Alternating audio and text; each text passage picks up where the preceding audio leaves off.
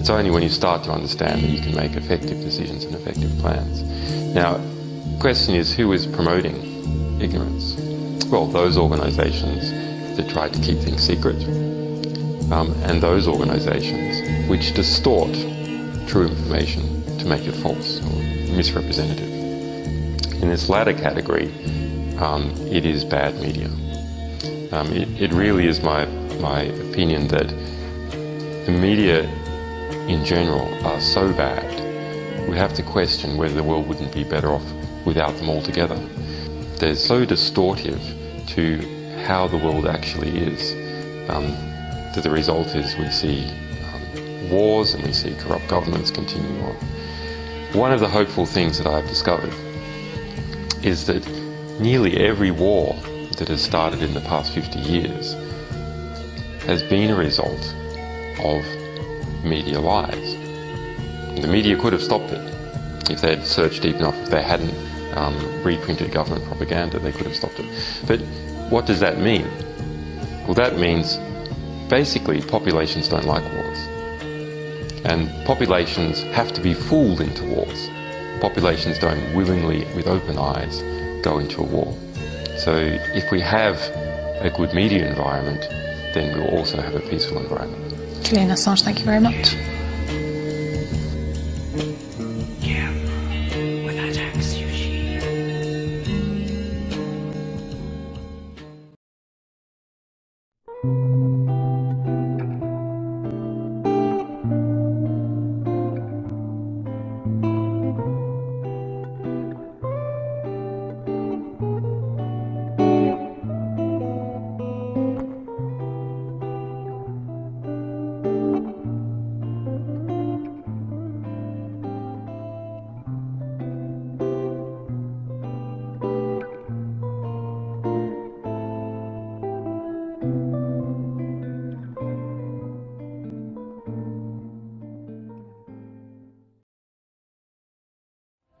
Prison, under house arrest, and almost 5 years here in this embassy without sunlight.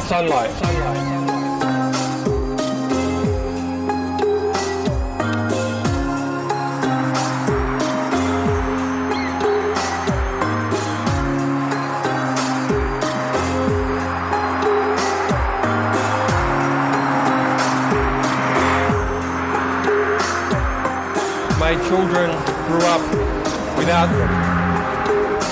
That is not something that I can forgive. It is not something that I can forget. It's something that I hope will be more than just about me. Because the reality is, detention and extradition without charge has become a feature of the European Union.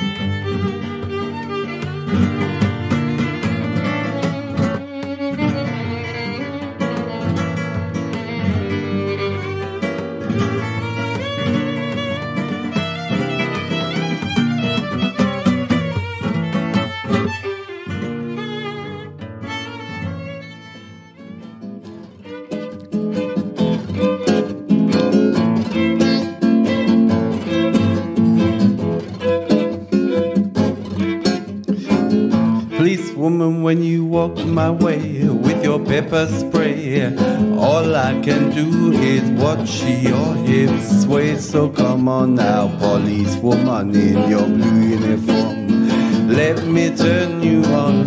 Arrest me, harass me,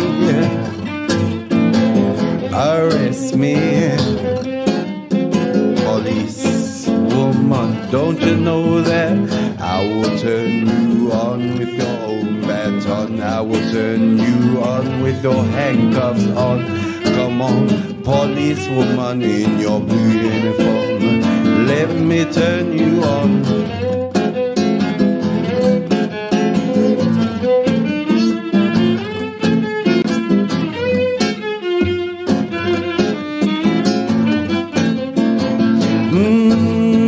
When you walk my way, all I can do is watch your hips sway. When you walk my way, policewoman.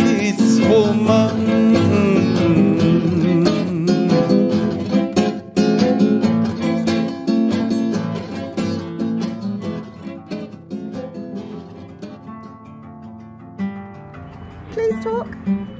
Can someone talk to me?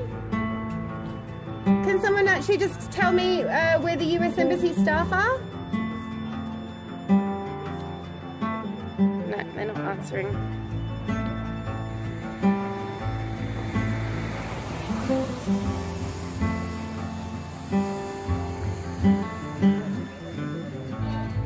So the British High Commission are not answering the door to two British citizens wanting to ask questions. Pretty shoddy.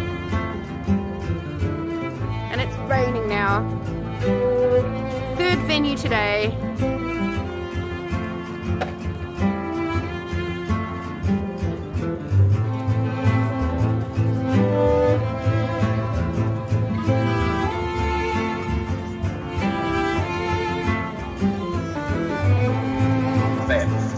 And the Swedish episode was just a bogus red herring. The US Constitution protects publishers and journalists. This crime was just to have broken the silence. It provided, shown that we're complicit by failing to speak out against illegal wars and the attacks on this journalist who's actually provided the real truth and the deceit of Western governments.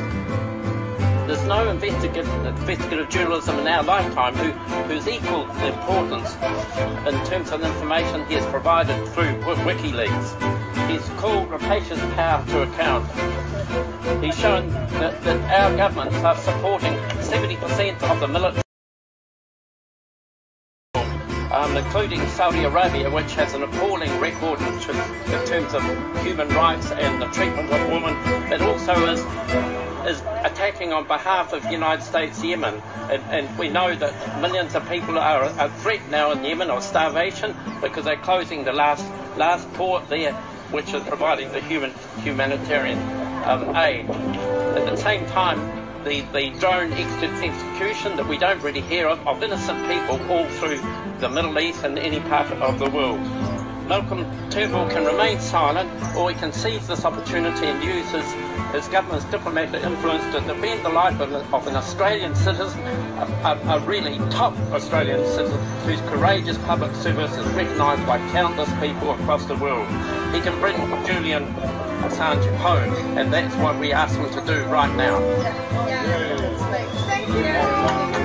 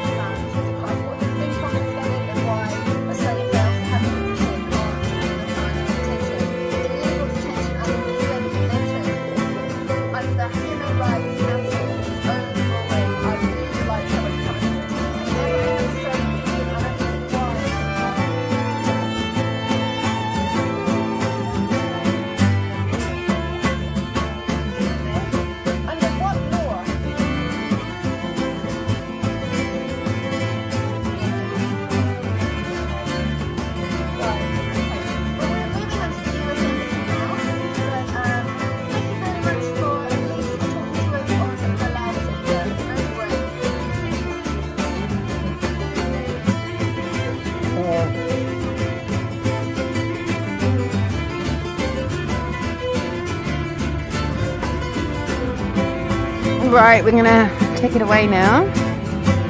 Bye-bye beehive until the next time. This will be where we come for emergency action.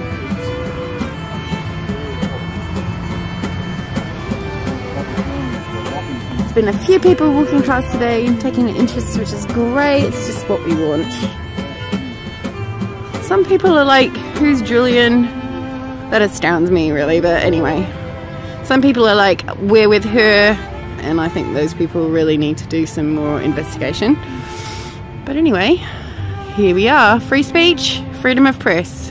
Not 1984 if we can help it.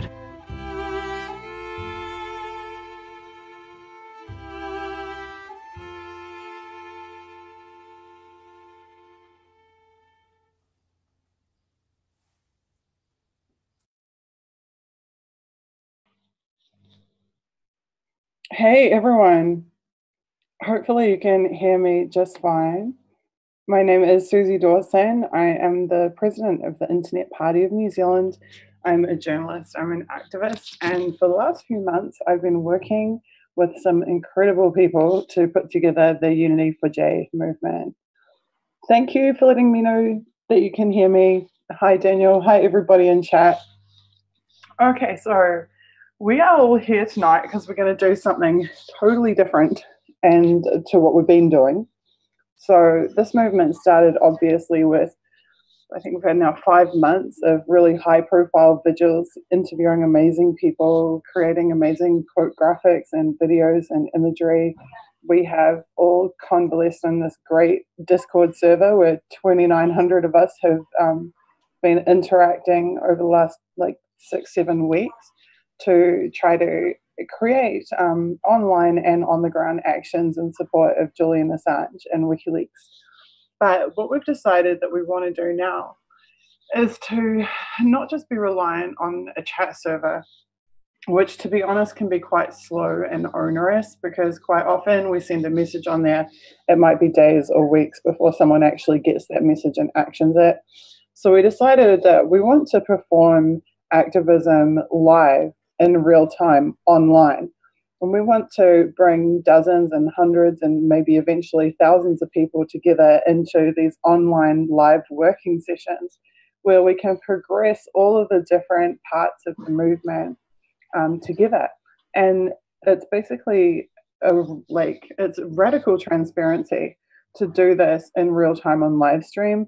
It means the people who can't be at the working sessions can go back and review them like whenever they want and catch up on everything that's happening and know exactly where we're at.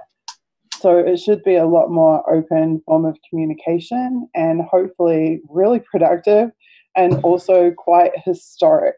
So let's get to it. So today we have got our Zoom chat open to anybody who is a supporter of this movement.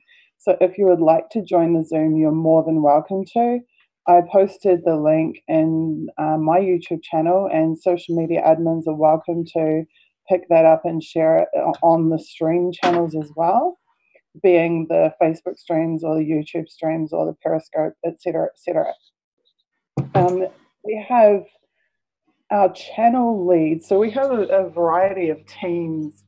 Actually, look, I can probably show you a visual for this and it might be a bit more meaningful for you guys. So we'll have a little look. Bear with me one sec. Okay, check this out.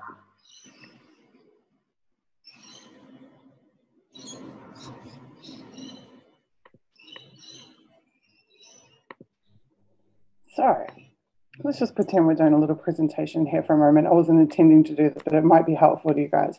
So this is like a map that we've been putting together of the Discord server and how the Discord teams work. So on the Discord server, we have like what we call the welcome tent, which is the introduce yourself channel and the chat channels and the help channels and the role channels. Then we have the news team, which is like we have a background channel for background about WikiLeaks articles and stuff like that, information. We have a recent news and an urgent news channel.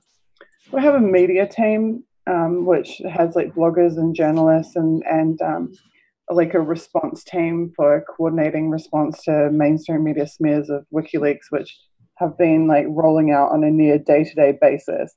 We have the communications team, which is headed by Mackenzie, and you'll be hearing from her in about an hour. This also has our research teams, our outreach teams. They do like our press releases and all our communications. We have our actions teams, which are working on events and like Unity for J-Day. We have our social media team with all our different social media platforms and all of our admins for all the official Unity for J accounts. We have the creative team, which does all the amazing graphics and videos and music that you see pumping out of this movement. We have the tech team, which puts our streams together and builds our website and makes all of our shit work, basically. And we have the translations team, which is translating stuff into dozens of languages. They also run social media accounts in those languages. We have our mods team and our admin team. So what we're doing here with the Zoom tonight is on panel you will see and hear from the leads of each of those teams and the mods of the server. This is the core group that administrates the movement on a day-to-day basis. Then we have the attendees as open, so anyone who wants to come and sit in the Zoom, you're more than welcome to. Just let someone know in the chat channels and they will give you the link. Now, you guys have seen our vigils and you've probably seen what we call the State of the Movement address streams. And I just want to be really clear that the State of the Movement address is not what we are doing tonight. So in State of the Movement address, we go over we present everything that the movement has achieved in the last week or two since the previous stream. So we'll look at completed work and then we'll talk about the direction and strategic direction of the movement going forward. So that's not what WikiBees is. What WikiBees is us working on the nitty-gritty. So what you're going to see us do here tonight, we're going to start by doing like an assessment of all of the different parts of the movement and where it's at, like a visual assessment. This is a document I'm actually going to build with you guys in the next like 20 to 30 minutes. And it's going to show us very clearly what areas we need to focus on. And then we're going to create some task lists for each of those areas that need the most, the highest priority to work on. And then we're going to start working on them together with all these cool people that are here. So bear with us while we get through like the next 30 minutes, and then we'll have some stuff for you guys to do to work with us. In the meantime, if you could let everybody know that we're doing this, that would be really, really fantastic. So please like the stream, share the stream, and just tell everyone this is happening. The stream address is unity4j.com/stream. And of course, I can see Joe's given me an amazing restream chat link. So I can see all your comments across all the platforms. So I just also want to let you know, because this is a working bee, we're basically not going to be addressing anything that's off topic to the actual task that we have to do. So all of the conversation tonight is just going to be about working on and progressing the movement. It's not going to be like, different types of content you might see at different events and different streams that we do. So let's start a visual movement map.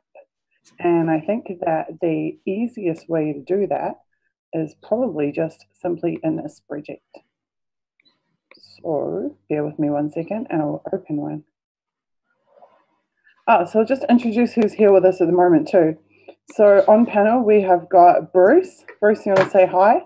Bruce is one of our live tweeters. Bruce is an old school internet party person. He has pretty much pioneered live tweeting for this movement. A lot of the live tweets you would have seen out of Unity for J, where we have awesome screenshots of the stream and all the different links and everything are coming from Bruce and from the amazing Twitter team.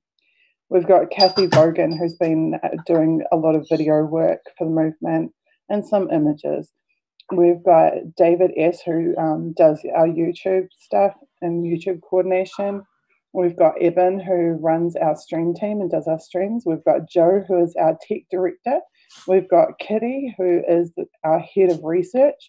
We've also got here with us tonight Fleur, who is head of our scribes team and does all the transcription work. and we have some of our web team guys here as well. And like I said, Mackenzie and some of the others will be joining us soon. Now, I am working in a Mac, but a broken down piece of shit Mac. But it's possible that Kitty or someone who's really amazing with open source online docs will be able to take what I'm doing and convert it into a format that other people will be able to contribute to. But just for the purpose of this first step of mapping the current state of the movement, we can put it in a spreadsheet. I think for me it will just crash, and also there's I don't think I need people working on this first document, but certainly for everything that we generate after this first initial map, then absolutely we should do it in the collaborative document formats, definitely. Okay, we can try Pirate Pad next time too. Sweet, that would be awesome. Okay, so hopefully you should be able to see my fresh, clean spreadsheet. And we call it movement map. So what we're going to do now is we're going to map all of the areas of the Discord. And we're just going to assess where it is at. Or maybe not so much the Discord, but just the movement. So we'll simply use like a red, yellow, green, I think, for status.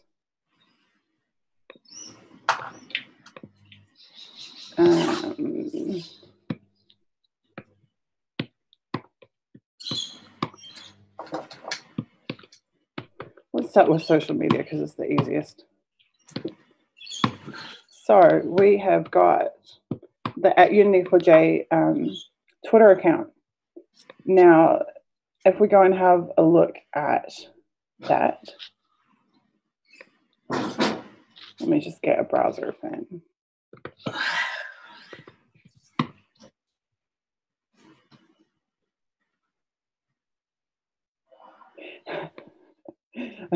Joe, have you just cottoned on to what I'm doing here? Okay. So if we check out the Unity4J Twitter account, this didn't exist like, what, 4 months ago? And it has got 5,737 followers. It has got, sorry, Safari sucks so badly. I should probably be using a different browser. It has got content pumping out really, really regularly, day in and day out. Like every 5 minutes we have a different native tweet coming out of the account. We have got restreams of high quality content. Oh, this is why it's crapping out, it's because of the video feed. It is, in my opinion, kick-ass. So it's gaining a lot of followers. It's being really well managed. The content is varied and good.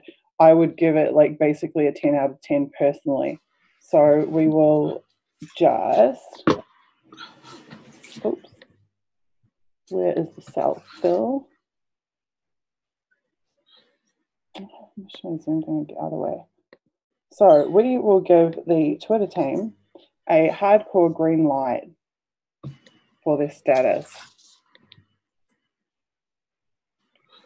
So areas of improvement. Can anybody think of anything about like our Twitter that needs to be improved? I'd like to hear from Tweet Team here. Any of you guys like Bruce or anything? Is there anything about the Twitter that needs attention? Like from my perspective, it's functioning really well.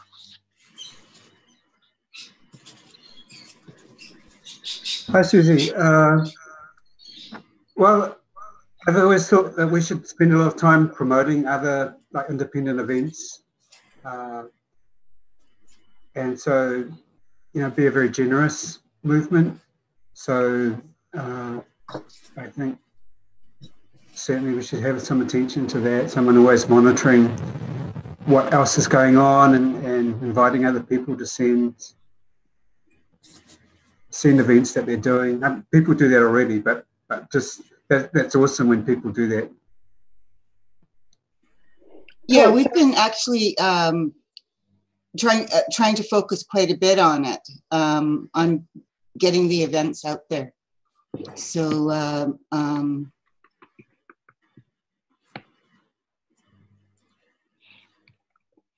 okay, so growth areas would be, how do you want to phrase that?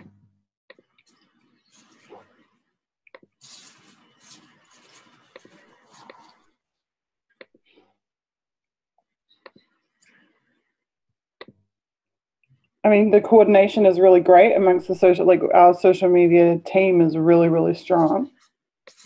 How do you want to phrase that feedback, Bruce? Maybe outreach to independent events. Okay, in that case, we'll put that on outreach and then we'll push it through all platforms, which will carry across all of the social media rather than just the Twitter. I'm just looking really for Twitter specific stuff at the moment. Okay, so next we move along because we've got obviously a lot to get through. Next we have a Facebook page. I don't want to even open Facebook on my computer because it is such a slow hunk of crap. I can't stand using it. But I can tell you that I've been looking at the Unity for J Facebook page as recently as today, and I am as happy with it as I am with the Twitter account. Like, yet again, the content is like pumping out regularly. It's all really high quality content. There's a really good mix of content. I don't think there's any issues with it whatsoever.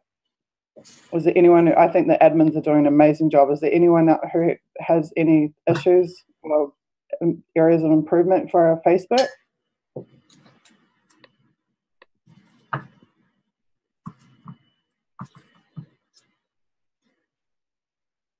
Guys, everybody listening and participating in chat, please, like, your opinions are really welcome. So go check out the Facebook page and have a look at it and tell me. Actually, Empress, that's really good feedback. Empress has said, Susie, on Twitter improvements, I like having a nice pool of hashtags and @ to tag promotionally and respectfully. That's definitely a growth area for our Twitter account, is lists, Twitter lists. So I'll go back here and I'll put develop comprehensive Twitter lists of accounts to follow, amplify, outreach, campaign. That is definitely an enhancement that we need to work towards. Cara, one of our FB admins in chat. Hi, Cara. Cara, you guys have been doing an amazing job of that Facebook page, and I really appreciate it because I hate Facebook. And I don't want to touch it with a barge pole. So the fact that you guys do such an amazing job of it, I'm really grateful to you. The work is awesome.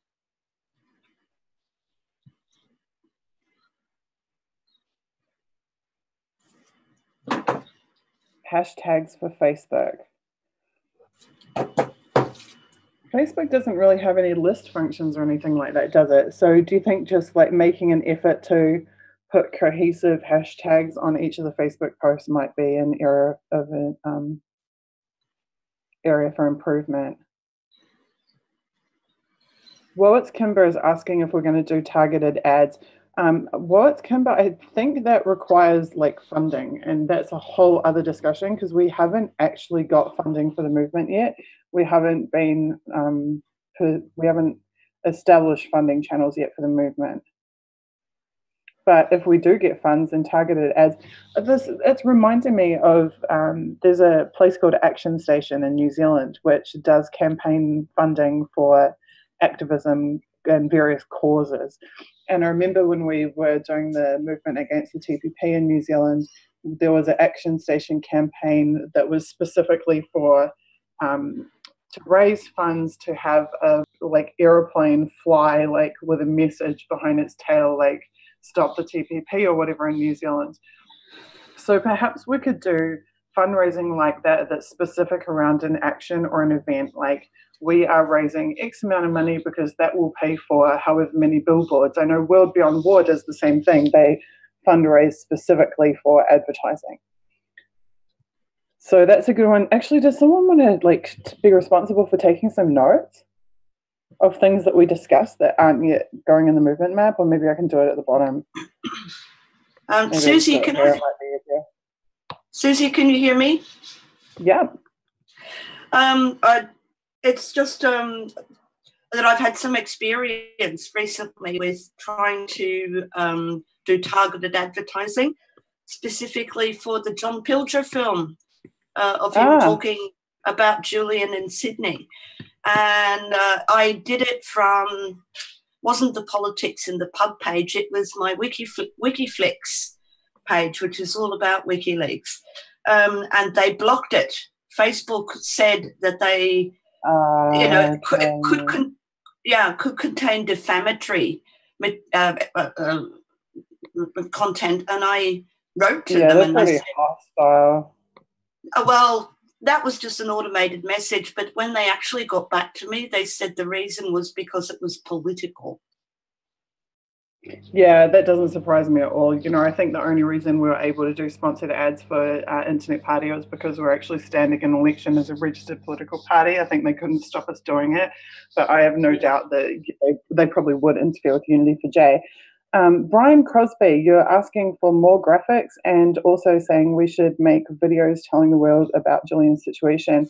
There has been so many graphics, probably close to 100 Unity for J graphics made. There is amazing infographics about Julian's situation from Somerset Bean at Somerset Bean on Twitter, and also if you check out his website, there's tons of infographics. And we have a lot of videos, and I'm not to discourage us making more, but we have really put together a mountain of that type of content already.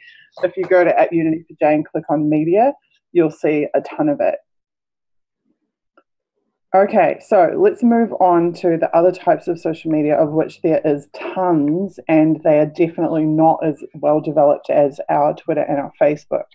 So, and just to let you guys know, here on the Discord server, if you go to this channel, #TwitterFeed, it is automated. It's like a bot is pulling in all of tweets from key people, key supporters of the movement.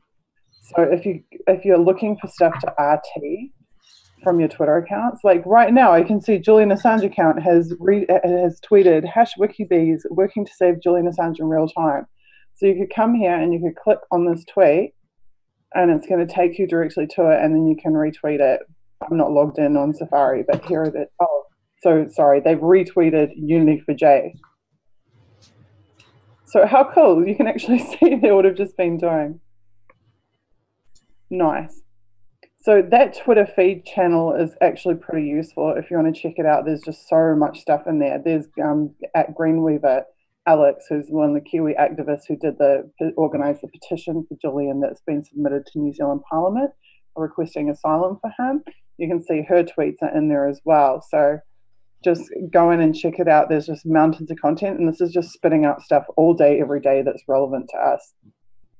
Okay, so we're happy with Twitter, we're happy with Facebook. So next we have Steemit. Now, Steemit, we actually have a pretty great Steemit account because it's being run by V for Vapid. And Vapid is one of the top Steemit, I think he's actually a Steemit witness now, or he's certainly affiliated with the Steemit witnesses. So if we go check out steemit.com/Unity4J, must be /@Unity, yeah, there it is. We can go and have a look at what the state of our Steemit account is, which I suspect is pretty good because it's being run by him. So Steemit's pretty unique. I don't know if you guys know about it, but it actually awards cryptocurrency. Oh, look at this. 2 hours ago on our Steemit blog, join the WikiBees, and it's promoting this very stream that we're doing right now.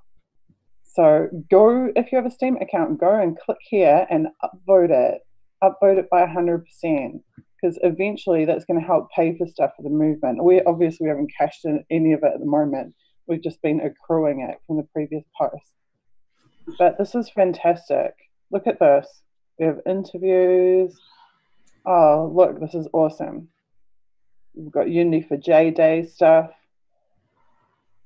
Cool. And we've got where Outer Light has covered stuff about the movement, D live streams, the banner drop. Okay, awesome. So back to our movement map we have here now. Steam it.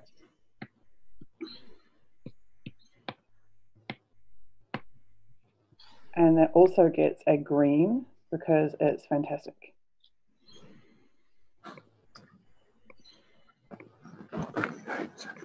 Okay, so what else can we do on Steemit? So I think what we need to do here is coordinate Steemit users for upvotes, because what I see is that we're not getting a lot of Steemit upvotes, but we have got a ton of really great Steemit content.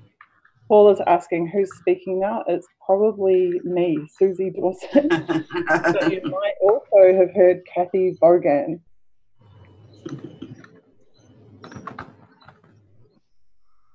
Paul is asking, can the WikiBees please announce themselves? That's actually a really good idea. So Evan, go ahead and announce yourself. Well, I was going to say, so we're using YouTube as far as live streaming on Steemit. Joe set that up. Do we want to also use Lino? It's another blockchain where DLive moved to. So it's going to be, they're pretty much in competition. They're the only blockchains that actually have live streaming capabilities built in to the blockchain. So that's just another venue to go ahead. My opinion is the more the merrier. Like the more mirrors that we can have, and especially to blockchain, like where we're not going to lose the content if some, you know, asshole corporate comes and wipes out all that stuff. I think like the more the merrier. The more channels we can simultaneously broadcast to, the better. I actually think paying Restream to let us restream to more channels is a good investment. Okay. Do you want to have someone set that up for the unit? Sure. Right. Okay. So I'll put it down here or other things. New social channels. What was it? It's actually new stream channels, isn't it? It's DLive. It's a live streaming platform. We've already got that though. Yeah. They've transitioned Lino, off of they transitioned off of Steam to Lino blockchain. So it's actually a relocation. Or will DLive still work, or it just moves? Yeah, DLive works. It works. They're on a testnet version of Lino blockchain, and so there's two options. DTube is pretty much the main option for Steam blockchain, and there's another live streaming platform that's being built up. It's still in alpha stage, but that will also be attached to the Steam blockchain. So these are things that people can also try to just follow, see what live streaming or just video content that's connected to any type of blockchain are available, and just keep that growing. Sounds good to me. I'm also really happy to just have you and Joe like make calls like that, because you guys really know your shit front, back, and sideways, especially when it comes to stream platforms and stuff like that. Whereas I am not even slightly an expert in that. Especially when you're working with people like Vapid, and these guys really know what they're talking about. So I would say you guys just make the calls on that. But generally speaking, I would say like the more platforms, the better, and the more places that our content ends up, the better. That's my personal opinion. Okay, next up is Reddit. So how does that work? Reddit.com/r/Unity4J, is that it?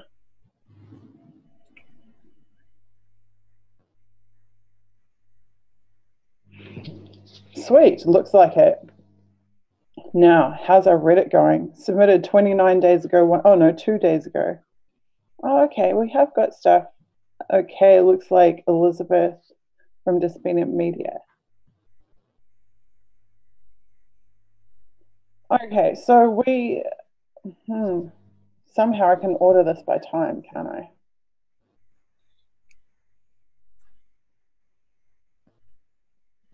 So it has a bunch of links. It says we only have 2 moderators, so we might need some more moderators there. Okay, so the good news is we have a Reddit and it has some stuff on it. And it has, well, it's got quite a bit of stuff actually, to be fair, but it's not necessarily movement specific stuff, I don't think. Oh, it's got some of our streams.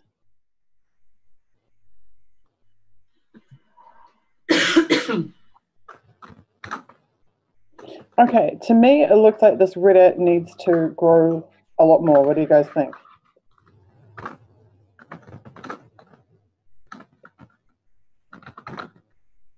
Unfortunately, Reddit is a platform that I know very, very little about. Okay, Joe, where you're at? I can see you raising your hand. Joe's asking if you could swap Joe with Joe so you can talk.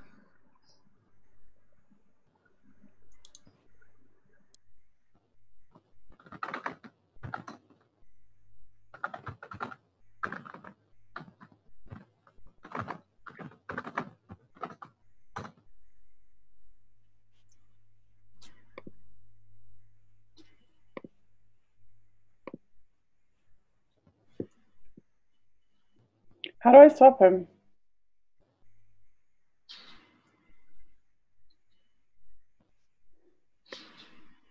Joe, what do you want me to do here? Sorry, I'm Hey! Sorry, I was on a computer before without any audio and without any camera, and I'm like, but awesome stuff. Yeah. So, Joe, what can you tell me about the Reddit? Is that what you're wanting to talk about? No. I just wanted to let myself in, but yes, certainly I've been keeping an eye on the Reddit. But yeah, we do need a bit more life in it. If you see in the Discord channel, we're sort of evaporated a bit and got busy on other things. But yeah, we can actively share it. So a few more Redditors in there, and we can get it moving. Nice. Okay, so Reddit, we need more Redditors. Is that what we call them, mods, or just mods? More mods. More transition of content from #all-platforms. So if people are wondering what #all-platforms is, it is up here at the top of the social channels on Discord. This is all of the content that has been approved for circulation across the entire movement and all channels.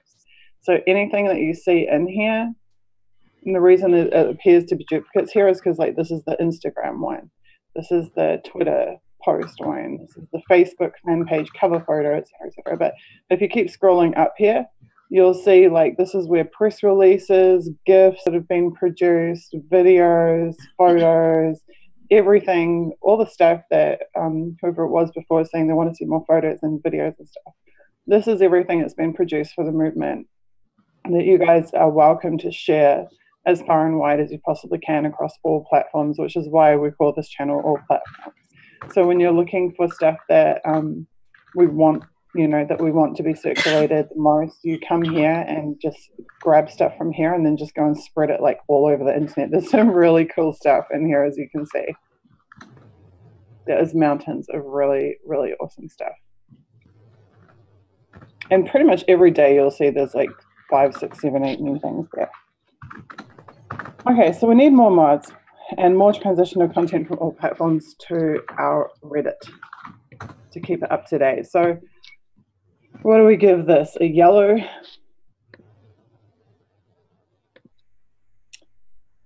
What do you think? Yeah. Help me grade this. Yeah, yellow. Yellow or an orange?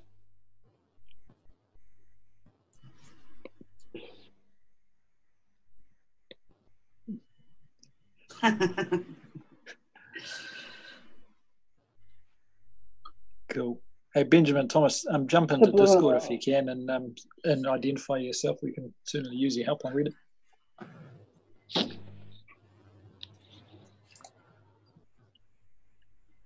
Cool. My advice is that if you're already an active user of these platforms, you already are using them on a near day-to-day basis, that you'd be the right person to join the mod team for it. And also, you'll see that I think the Reddit channel is pretty quiet. Like, again, we have a RSS feed from the Reddit, so you can actually see here all the content for you to post is already like just sitting here waiting to be picked up on, basically. So you can come to, like, it's a lot of the work's done for you. Now, a lot of the stuff also is not relevant to JA for me. Oh, sorry, to Unity for J.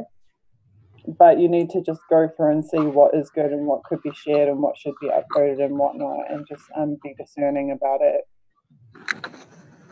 But this is the equivalent of the Twitter feed channel, is this Reddit RSS channel.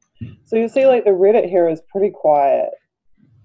Like, yeah, it's really quiet. So it had a bit, oh no, I guess it's never really had a lot of activity, this channel. So definitely we need more Redditors. And so actually I'm going to give it an orange because it looks like pretty unpopulated to me. So YouTubers. Now, what is it that we're wanting to do with YouTube? We're wanting people to make YouTube videos, to do streams about the movement, right? Or are we wanting them to mirror content, or both, Joe?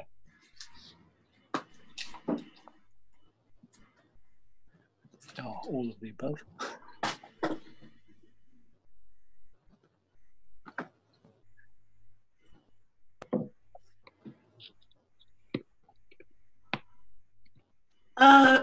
As I get told all the time, YouTube is one word. Must fix that.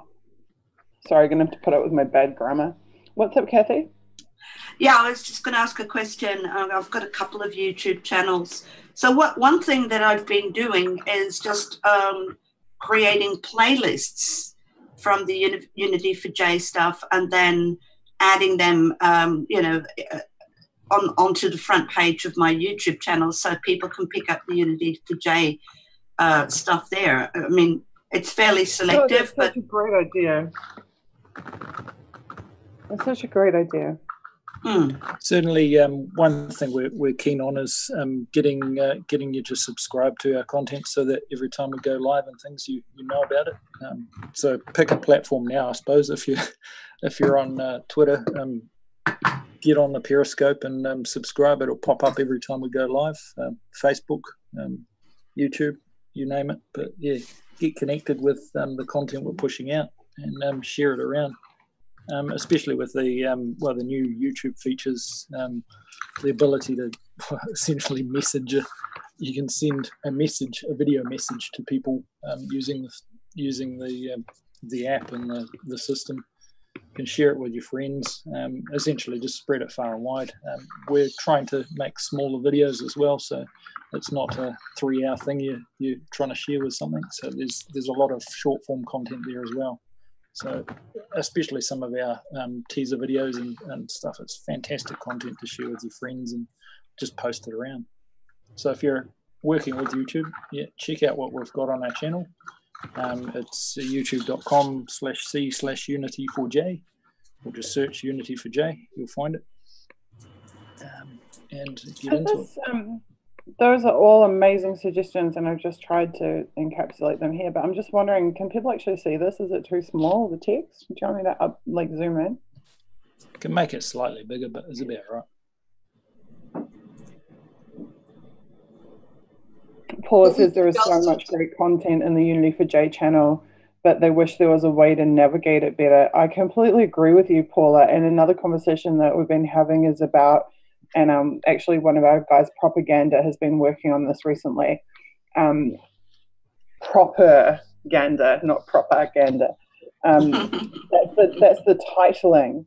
And the titling, like I noticed when I looked up some of Catherine Austin Fitt's videos or William Binney's videos that have hundreds of thousands of views, the titles are like, I'm just making this up, but this is a similar like concept. It's like, Bill Binney tells us about freedom for mankind, right? And they'll have like hundreds of thousands of views.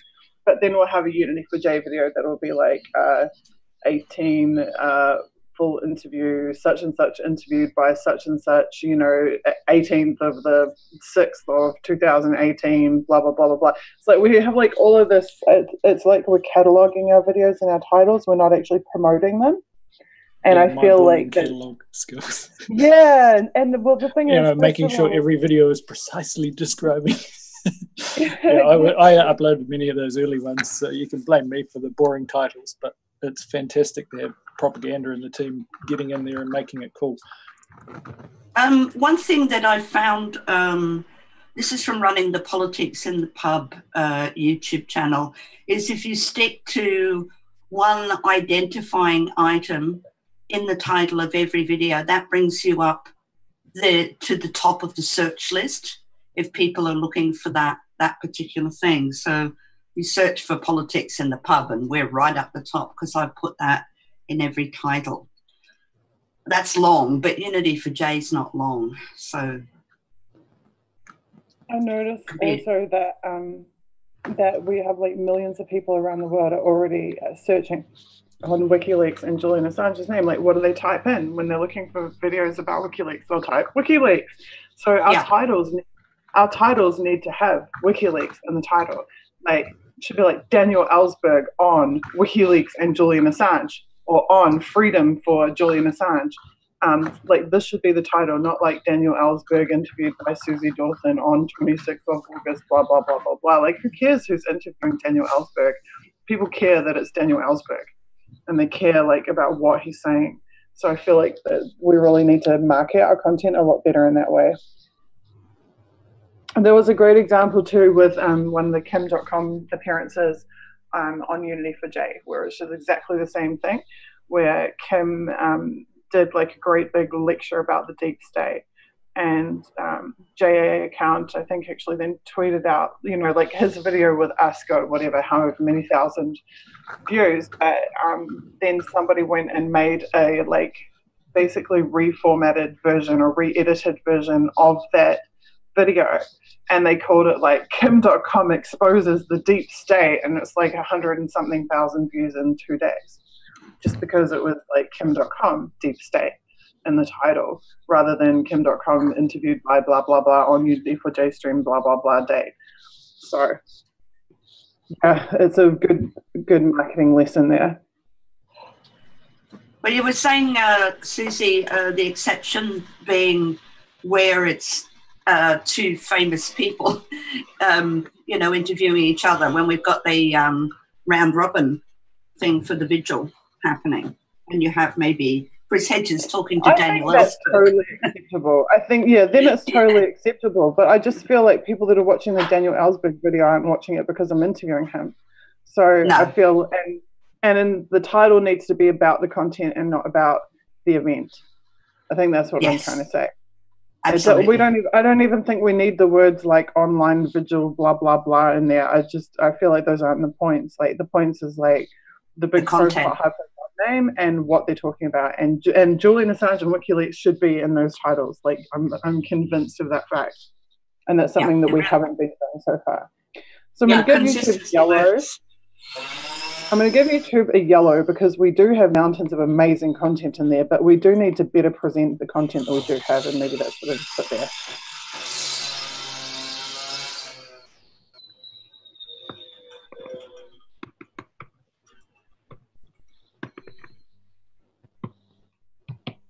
Right, okay, moving along. So, Tumblr. Now, I know we actually have a Tumblr, right? Does anyone know what the link to our Tumblr is?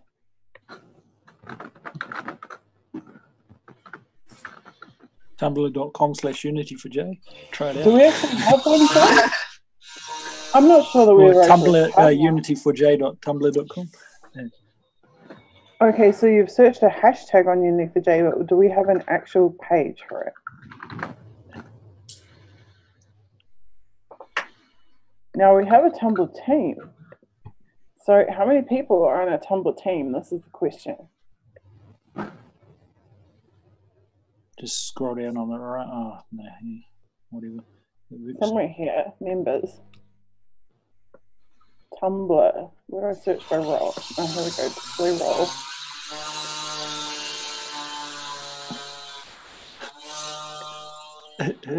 Who's doing remodeling? Okay, so yeah, can someone mute themselves, please? Whoever is that sounds coming from. It might be Kathy. Oh, sorry. in theory, we have 26 people who use Tumblr, but I don't believe we even have a Tumblr account. So I think that we're going to save ourselves some time and just put a big fat red on Tumblr.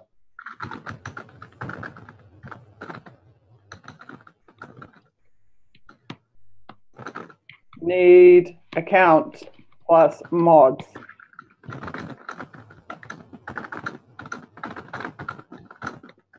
Now, Joe, is that you typing? Typing like a power tool. Nice, not me. Okay. So you guys, are you getting like where we're going with this? So we need people who can put their hands up and say, yes, I can like put together a kick-ass Unity4J Tumblr page that will be so awesome that everyone will want to tweet the links out and everything because it's so great. And there will be all the content sitting there ready for you to upload as well. It's not even like you have to work out what content to put on. You just simply go back to that, where is it? All platforms channel. Oh, I'm a victim of my own scrolling too fast.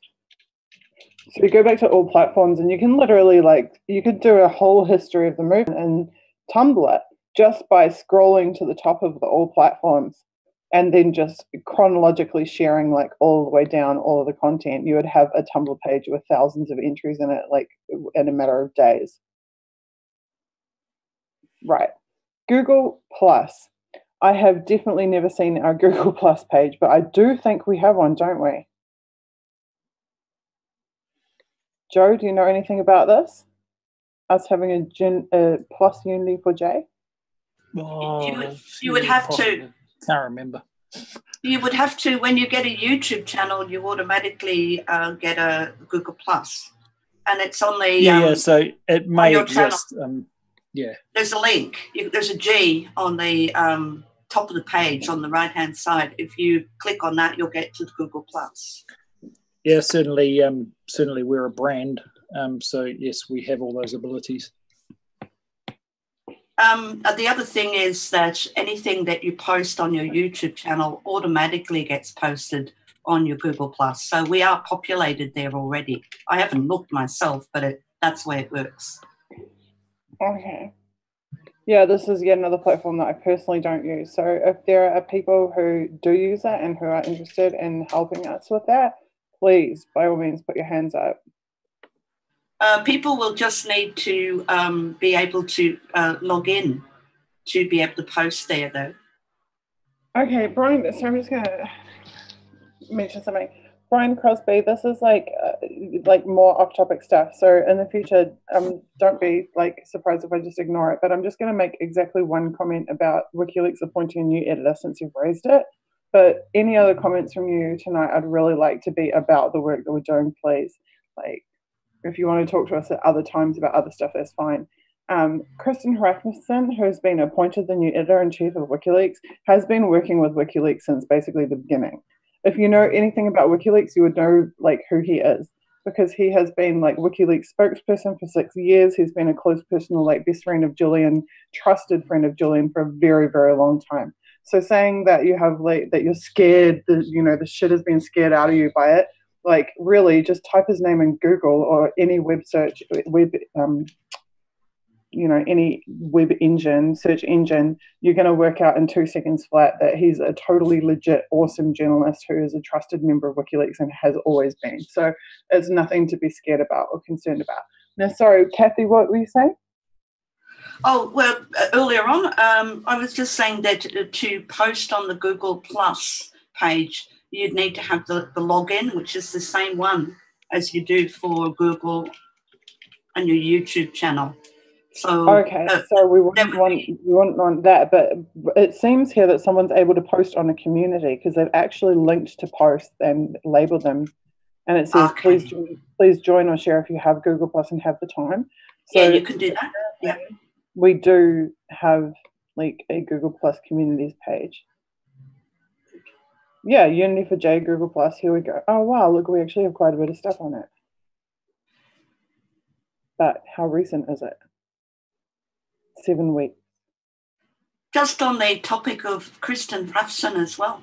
Can you hear me? I don't know. Yeah, we can hear you fine. Yeah. On the topic of Kristen is an award-winning journalist. He's won Journalist of the Year. I've spoken to Kristen directly in London, and he's a very, very kind man, and he's totally committed to Julian as well, and WikiLeaks. So yeah, no, he's one of the OGs, as Mark Sloboda would say, one of the earliest. Completely agree with that. Everybody who is close to WikiLeaks is thrilled by Kristen taking on that position. Yes. Now, this looks like somebody did a mountain of really great work on it. From what I can tell, there is like tons of movement stuff, but nothing over the last 7 weeks. So, Gman 420i is still on our server. Is not on our server. Now, why is that? There's been some really suspicious things going on, like with our Discord, but I'm not going to go down that rabbit hole at this time.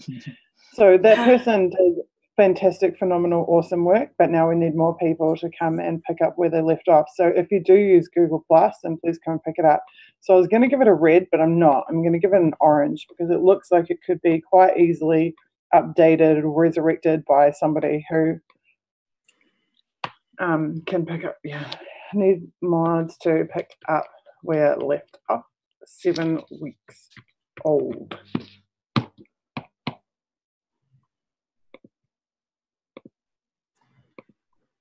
Okay, Gab. Gab, I've got to be honest, I've never used it in my entire life. Never seen it, never logged into it. But we have an account, right, Joe? Someone was asking earlier, do we have like a Mastodon feed? And but yeah, so if you're into the alternate Twitters, then certainly we're here for you. We do have a presence on Gab and all the rest of the syndicated tweets. Do we have links to all these socials on our website? We don't, do we? No, we've got a few of them, but not all of them. There's probably something to add to the website.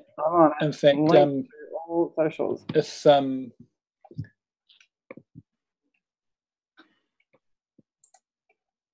think we've got a few people in the lobby from our web team that can who's been working on the new version of our website. Look, there are some very good people posting stuff. Gadfly M, whoever you are, you're a hero. Very impressed. Patricia Negron, also very good. John W. Rudolph, this is all good stuff. Look at this. Miriam, great job. Wow. So Gab actually gets a green light. I feel like quite guilty that I've never seen this. Oh my God, you live on Twitter. I'm on it. I don't even know. True, I so do. I so do live on Twitter. Wow, there is so much. Look at this awesome stuff. I haven't even seen this before. Let's see if this awesome person, Gadfly, you are awesome. Our Gab is awesome. I'm sorry, I never saw it till now. Other honorable mentions. All these other people who are always posting on here. But yeah, the key there is to use the hashtag wherever you can. In a post, share it with your friends, share it with the world, whatever it is. Miriam.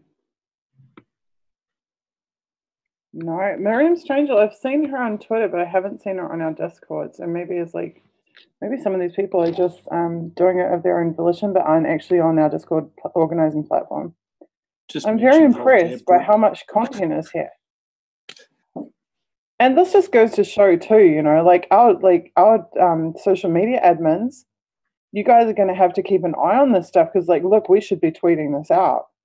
This picture should be in all platforms. So we need to harvest content, not just content we're generating from our creative teams, but we need to pull content like this that's being shared on social media that we don't even know exists, and then we need to post that into all platforms.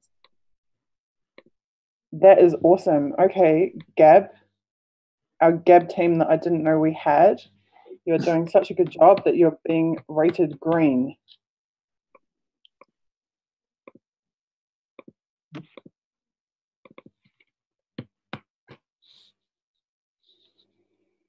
Growth areas for Gab, more. Okay.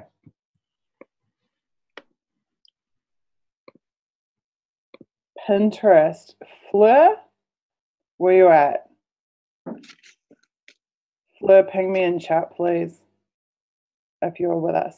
I think you are. Fleur is head of our transcription team. She is in the Scribes channel. She runs the Scribes channel on Discord. She is an amazing human being, amazing, valuable member of our team. She has been a very long time and strong and solid WikiLeaks supporter, and she knows her proverbial front, back, and sideways too. She has put together a Pinterest board, and I didn't even know what Pinterest was. I mean, I knew it existed, but I'd never seen it. I never used it. I didn't know, like, socials. Yeah. What? Yeah, because to be honest, as you said, I live on Twitter. I basically know Twitter, that's all. Twitter gets about probably 6 hours a week from me, and Facebook gets about 4 minutes a week from me, and that's pretty much my. I think she's just sent us something. Right, the new Unity4J Pinterest page already has 1,000 entries and is nearly ready to launch next week, I hope. It is a combination of a library of historic videos and articles related to Julian Assange and WikiLeaks, great for researchers, and a resource library of timeless tweets for retweeting, quotes for embedding in tweets, blogs, and articles, action suggestions and examples, graphics to download, petitions to sign, visual videos to watch and tweet, etc. The page is designed to be a resource for current Discord members and an alternative for those like your tech conservative friends who don't want to use Discord, but do want to access and promote our action resources or to get assistance with research materials for writing articles, etc. So watch this space next week for the launch of the Unity4J Pinterest page. Fleur, that is absolutely fucking awesome. Excuse my language. Thank you Fleur is so awesome. much. And to be honest with you, I've seen it and it's freaking beautiful and stunning and amazing. And it really is like a library of this movement.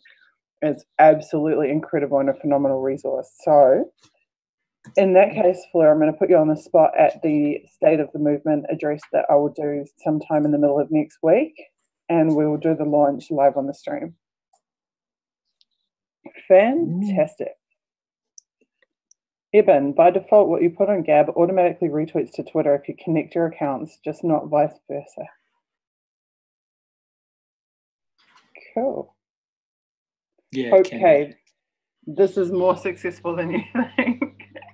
The movement's in better condition than I think people think. Even myself, I didn't even know, like, we're such an awesome Gab account, etc.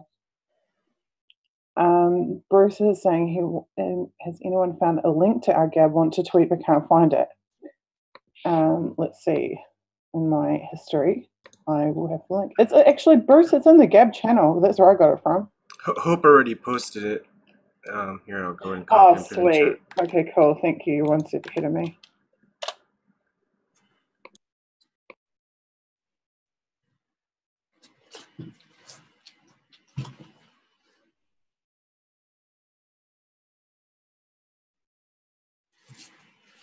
Cool, thank you. And Particular was true saying thanks, Fleur. Fleur, thank you. It really is a stunning and beautiful thing what you've created. Okay, so Pinterest. Let's go. Pinterest, social. Fleur, what is it? What's a growth area for the Pinterest? What do you want to see people doing with it or contributing to it? Like, how do you want them to interact with it in a way that grows it or expands it?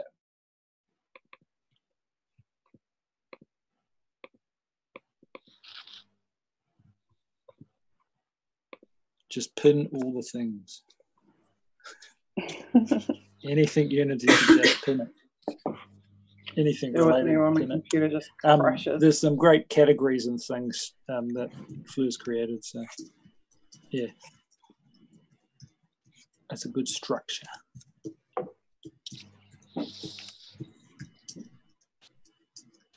I have to stop the share for a minute because my computer has just decided to have a heart attack.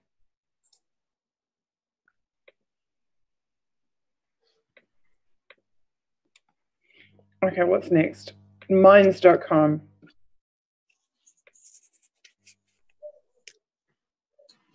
I'm just looking through to try and find our Minds.com account. We definitely have one, don't we, Joe? Yeah, I believe so.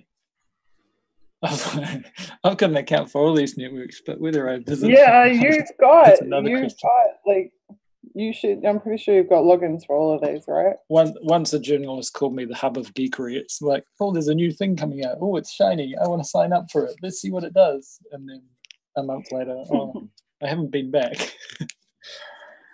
I don't tweet.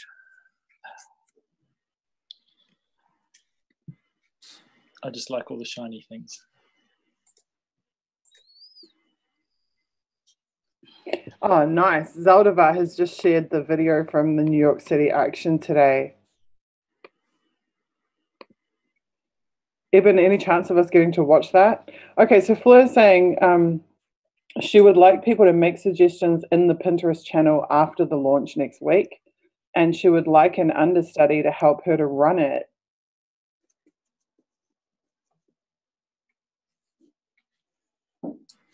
Yeah, Kathy, Fleur can't jump on voice at the moment. Okay, I'll make a quick note of those things. Oh no, great.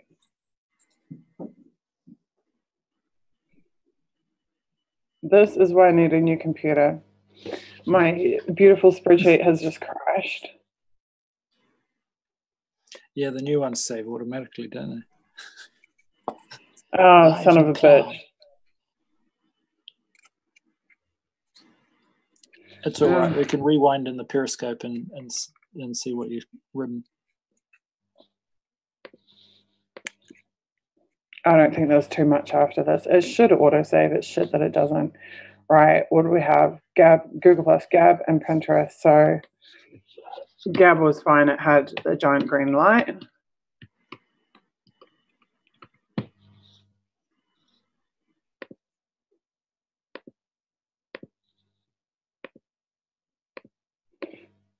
Pinterest also gets a giant green light.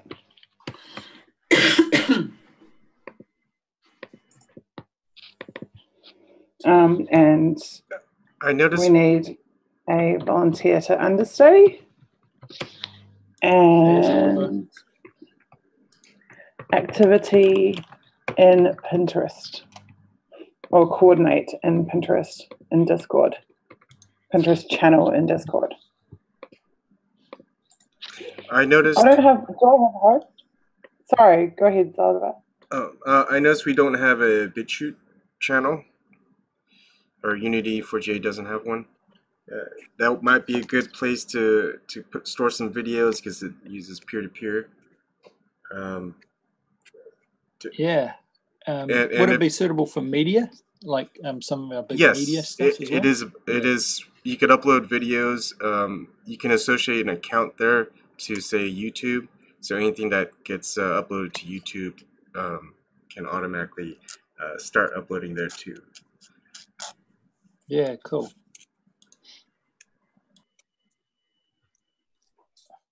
I just need to dedicate a bit more time to doing these things and making them happen.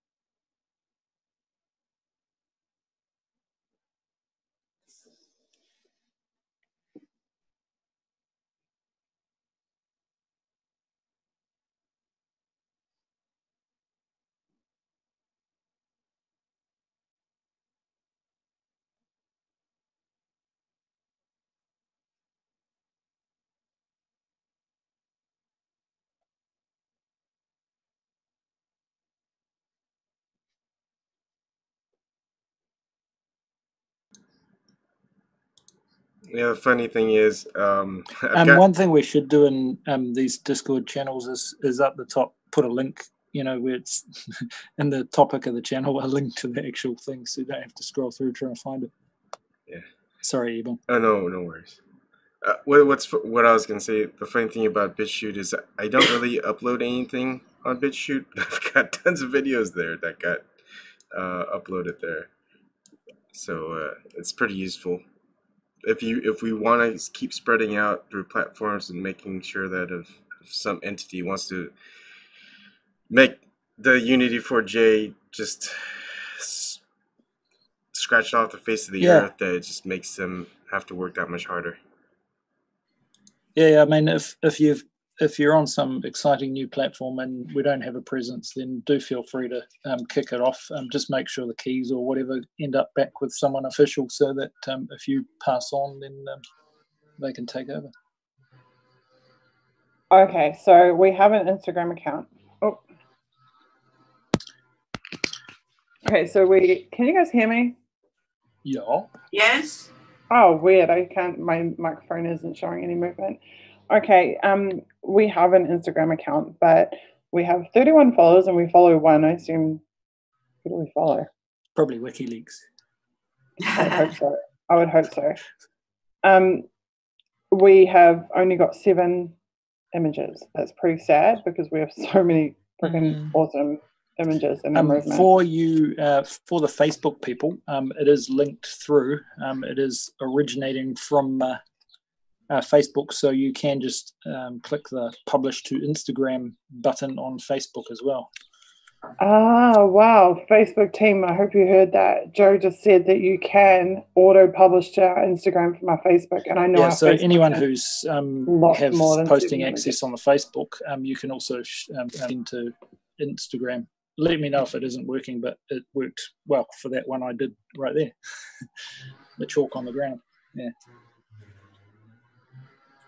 Okay, so I'm going to give our Instagram definitely an orange because it is like nowhere near as active as it should be.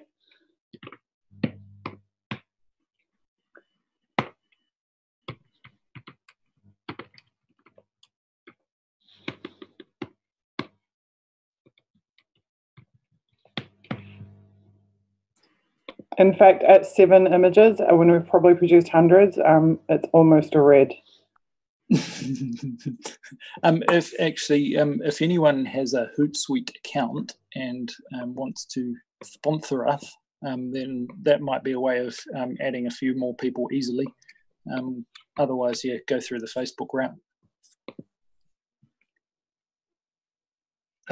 Certainly, I think 2 people have access, but the anon that was doing it previously is busy with other things. Right, I think we should have like 12 plus, Instagram mods personally, if we can get to those kind of levels, and I think we'll be away laughing, but we definitely need to grow that. I mean, we've seen the Twitter account as a great example of how like well-managed Unity4J account can accrue like 5,000-6,000 followers in a very short period. I think our Instagram account could also accrue that many followers or more. And also WikiLeaks is really good about amplifying our work. So if they can see like we are posting that we have a really active Instagram account and check out all these great pictures, it's almost guaranteed that WikiLeaks or Julian Assange account will promote that too, and then it will get a bunch more followers. So it's like a self-perpetuating thing. If we put the effort in and we do the work, then it will grow, absolutely. If you guys want to see the chat, we can give this restream link to people, right, Joe, so that they can see the chat from all of the social channels? Probably just easiest to do it and use that Discord channel, the WikiBees Discord channel. Because number 2 gets people into our Discord. Okay, cool. But yeah, it's essentially teeing back into it. The restream link, I think, has got access to post as well, so probably don't share that around too far. Okay, because you can use it to send links to everyone in all the channels. Woohoo! Well, thanks for pointing that out. Nice. Okay. Let's keep moving. And Mackenzie's just got home. Awesome. Now,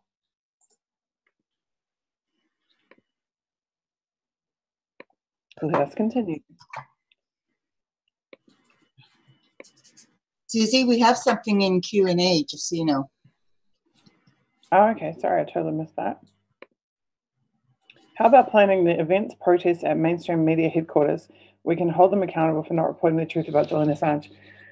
So, Dahlia, we said from the outset that we would keep all of our messaging really positive and that we would not protest again, like we wouldn't like jump on other people's actions or by other people, I don't mean related to Julian Assange, I mean like at events which, you know, aren't other activism stuff. We wouldn't just like piggyback on stuff.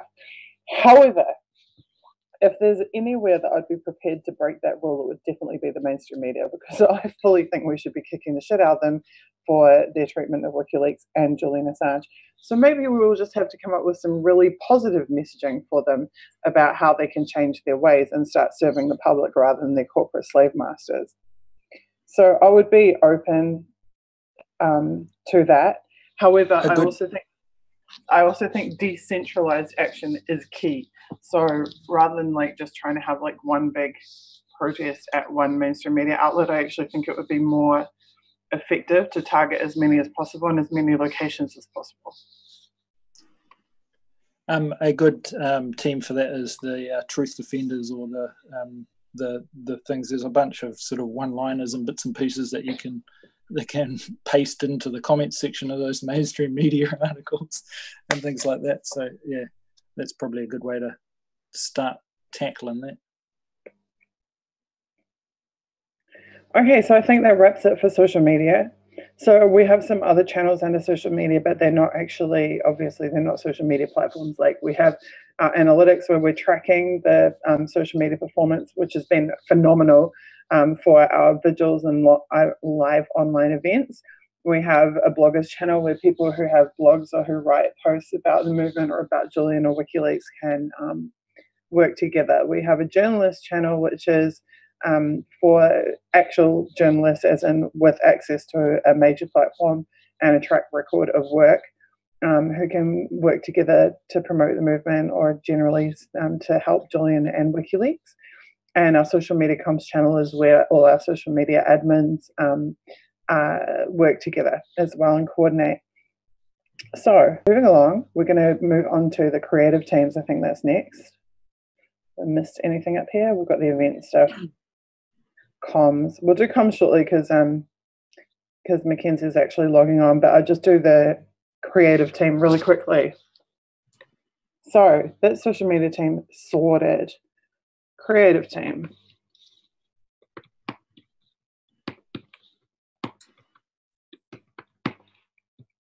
So we have got our graphics team. Personally, I'm going to give our graphics team a bright frickin' red green, because every single time that we ever ask them for anything, we get the most absolute top-notch stuff I've ever seen in my life come out of it. This being like classic example. They had like one day to come up with WikiBees stuff, and we get this. I've got to show you the bee itself. I don't think it's gone out on social media yet, but it is amazing. Possibly it's in one of the other graphics channels because there's a couple. First, we got the awesome bee gifts from Bipolar Coil, who's here with us tonight, actually. I love all of the gifts that are coming out, actually, for the movement, but the bee one is particularly awesome. Now, look at this. This is the WikiBees logo. It's from Kimber Maddox, who's like one of our best graphics people. And like, how amazing is this? I don't know if you guys can see. It's like, it looks so cuddly and soft. It's got like all this little like fur and stuff on it. It's so beautiful. You should be putting a heart around it. It's so beautiful. It is absolutely gorgeous. And it has like the WikiLeaks logo, like the globe and the little drip and everything, and WikiLeaks colors, and it's so beautiful. So you'll be seeing a lot more of this image because we're going to release a bunch of different posters and things with this image. So these working groups that we're doing, we've got our own logo. How awesome is that? And I assume you guys would have seen the event banners and stuff. So, I mean, this is like the type of, and look from Amy, this is the quality of work that is coming out of our graphics team. It is absolutely top notch. Here's a different background with the bee. This stuff is just so cool. Like I honestly could not ask for anything more than the quality of work that I've seen coming out of the graphics team. So I think you guys just absolutely kick ass. I've got absolutely no complaints. Growth areas, I don't know. You guys, what can you think of? What do you want out of the graphics team? Is there anything more that you can think? WikiLeaks Twitter is retweeting Uni4J Twitter. Cool. Yes. Super Hello. cool. Sticking my for it. hand up. Okay. So I have been in contact with Somerset Bain because my neighbour wants to do a lot of T-shirts. And so Bain had put out a whole lot of stickers and things like that. So there weren't any T-shirts. So he's done one, but he's only done the front. So it would be good to get a front and back and get production going of those T-shirts wherever we can.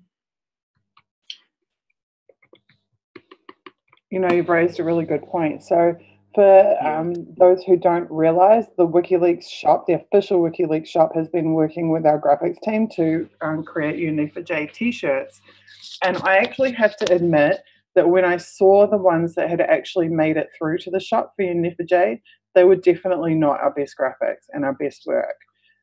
So I think we would need to really up our game there, because you can see the quality of images that we've developed. But then if we actually look at the WikiLeaks shop, I don't think that we yet have the best stuff. Let's have a quick look together at the Uni4J content that's in there already.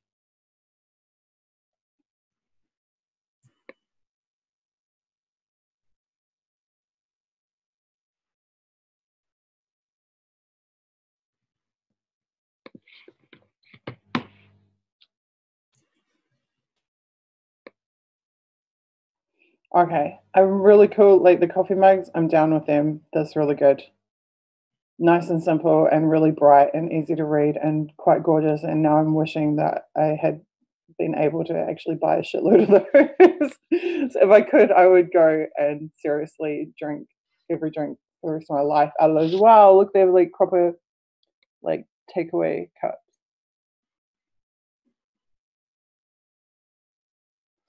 So awesome. And phone cases. Okay, the phone cases are cool.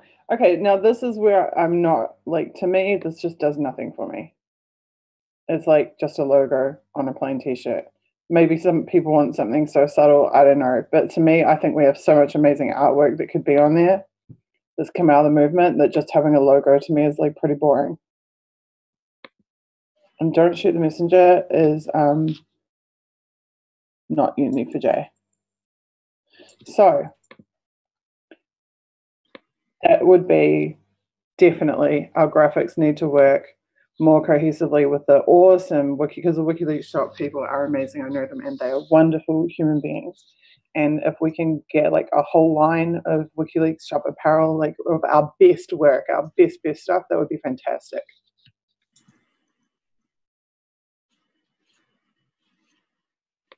Anything else about graphics, you guys? WikiBees in the shop. Hell yes. How am I talking in chat without talking in chat?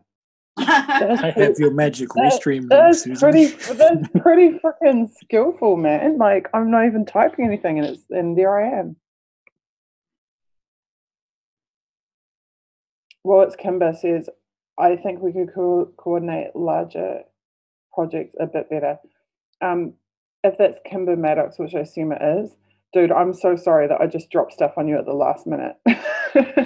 Because I so do.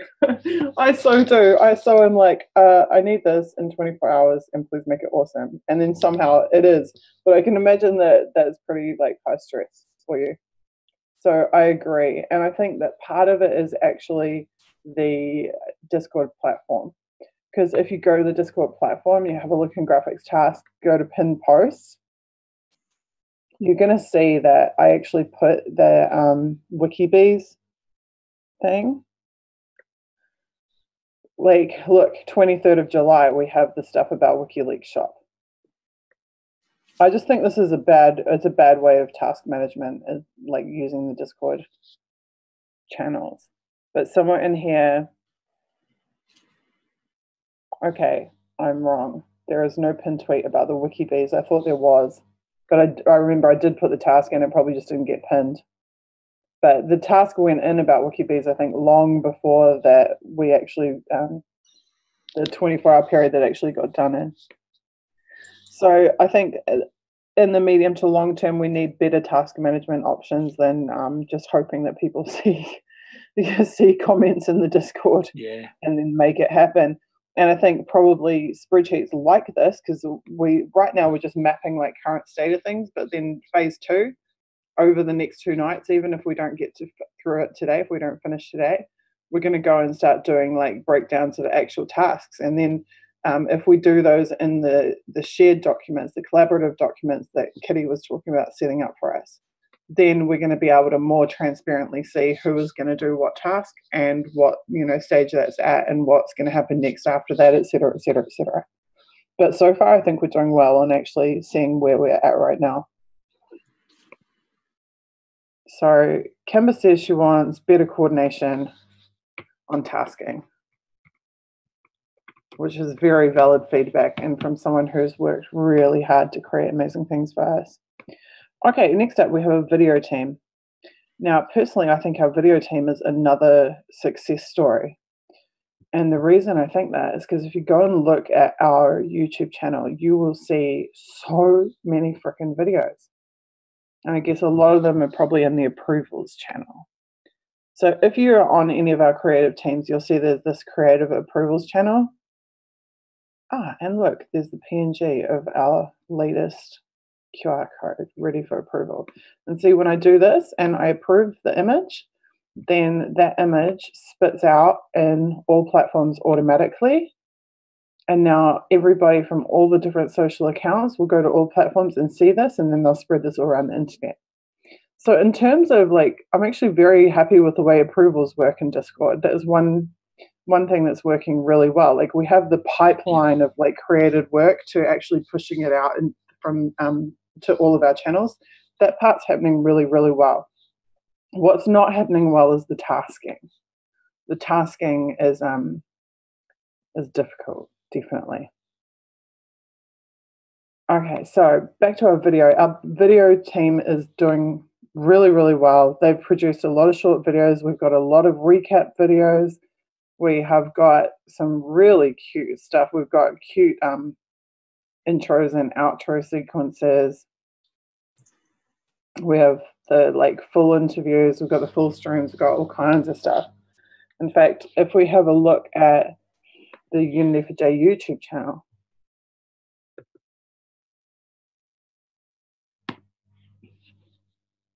Excuse my slow ass internet. Can someone tell me how many videos are on the Unity for J YouTube? 130. 130 videos. That's a guess. It's probably right. How many have we got, guys? Someone tell me. My computer's slow. Can I just ask a question? Sure. This is, it relates to video, but also to our Twitter account. Is it a pro account, or are we restricted to 2 minutes for Twitter videos? We tend to we tend to put our longer stuff through Periscope. So if need be, at the moment we're streaming on Periscope. But yes, I think we aren't verified as such. So yeah. Oh well, it costs as well. It costs. Yeah. I looked into it, and it's not terribly expensive, but it is. The videos are much better presented when you are take the pro account. It's not just a question of longer duration. They're bigger. They're bigger in the on the page. Yeah, and it's something we've just got to watch as well when we're for quite a while. If you're sharing a YouTube link on Twitter, it sort of is a bit meh. But if you share like a Periscope one, it shows you live previews and bits and pieces. So there's fitting the content to the platform as well. So like you say, we can put short teasers linking to bigger videos on another platform. But having those, and once we get the website up and going, we should be able to have share links and things, so you can easily have a sort of thumbnail generated and share something without having to copy and paste a link. Yeah. There was one other question that relates to funding. So I created a Patreon for Politics in the Pub, because it's possible for groups, not just individual artists, but for groups that run community events, that fits into their specs of who can have a Patreon. So I wondered if Unity for J couldn't start up a Patreon so that regular funding could be channeled in by the public. I mean, we've talked about talked about things like that. At present, our funding needs aren't huge, and we'd prefer if people do donate directly to WikiLeaks if they're going. But there is I've been footing a few bills for example, the multi-stream, restream bits and pieces. We've bought fonts and bits and pieces. So there are a few costs. Some of our translation people for some of the trickier aspects. So there's certainly a few things that need money, but for the most part, people have been doing it. And I think Dave's also working on a micro cash method, which might be working as well. But I mean, as we also said on Steam, we're earning a few Steam dollars here and there. So as in time it'll grow. I'm open to it, but I don't think we need the money at this point, and it's probably. Well, I was just thinking about having money to boost on Twitter and Facebook. Yeah. If it's possible on Facebook, I think you have to be very careful about. I'm open to a Patreon that might provide a little bit of cash, but I think we do need to be quite transparent about where it's going and how it's being spent, because as a movement, we are rather than us being. That's why I like the idea of fundraising for specific things. Like, rather than just having like a general slush fund and then having to like have arguments over how it gets spent or where it gets spent, just like actually fundraising for exactly what we're going to like. We need $5,000 because we want targeted Facebook campaign, and this is not. I'm not saying at all we should spend $5,000 on Facebook. I'm just using this as a total pie in the sky like example. Like, this is the amount of money we want. This is what it's for, and then here is the receipt. Like that way, rather than like having a general fund and having to make decisions about where to put the money. I'd much prefer that it was like on specific expenses. But yes, I also feel like we're digressing a little bit. I saw how well the Action Station campaign I was talking about earlier worked, and it was that exact same principle. It was like, this is the exact amount of money we need. This is exactly what we're going to spend it on, and now here you can see that we've spent it on that.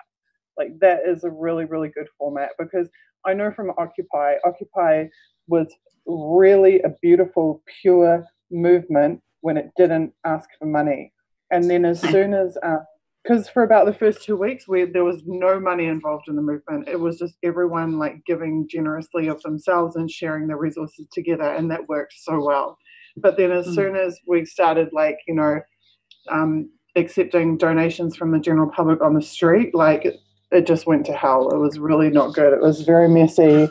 It was a very easy way for people to exploit like social fissures and cracks in the movement, and of course the saboteurs like beelined for the finances, because they always do, and it was just really horrible and nasty. So I just don't want to see that ever happen to this movement. Money is the root of all evil, says Bipolar. I completely agree with that. It really does. It changes things. And I think that like we're sitting here and we're seeing together that actually the state of the movement is really strong. Like if you look at how much green is, there is so far, we're doing really, really well. And I think it would have been a totally different trajectory if in the first couple of weeks had been like, we're starting this movement, give us money. I really think it would have been a lot different. So I'm pleased. And I think we should take that campaign-focused approach with fundraising, definitely. Okay, let's go back to the mapping the movement because I want to get to comms team now that we have Mackenzie here with us. So Mackenzie, just bear with me a few more minutes. Oh, and Hun, by the way, if you want to be on video, I suggest you put a little bit of light on your face. Otherwise, you can do what we're doing and just like not be on video. It's totally your choice.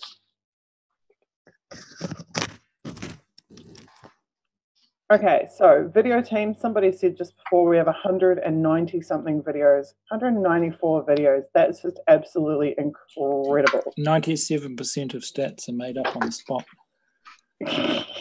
2 people said 194. So I'm excellent. I am very My guess impressed. of 130 wasn't too far off. Yeah, but see, you underestimate it. So I'm going to give our video team a bright green because I think they're doing amazingly. To produce that much content in that short a time, we have done really well. So what do we want from our video team is probably double up from our YouTube channel where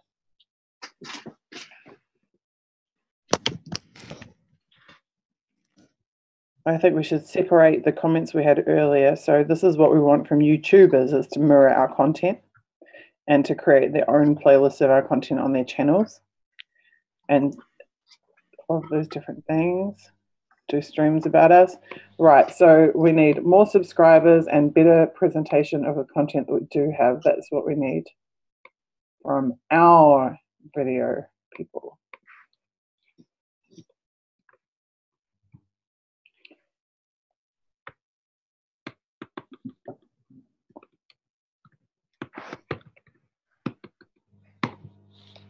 Okay. Some crivers. Scum scrubbers. Scum crivers. More scum. Charming.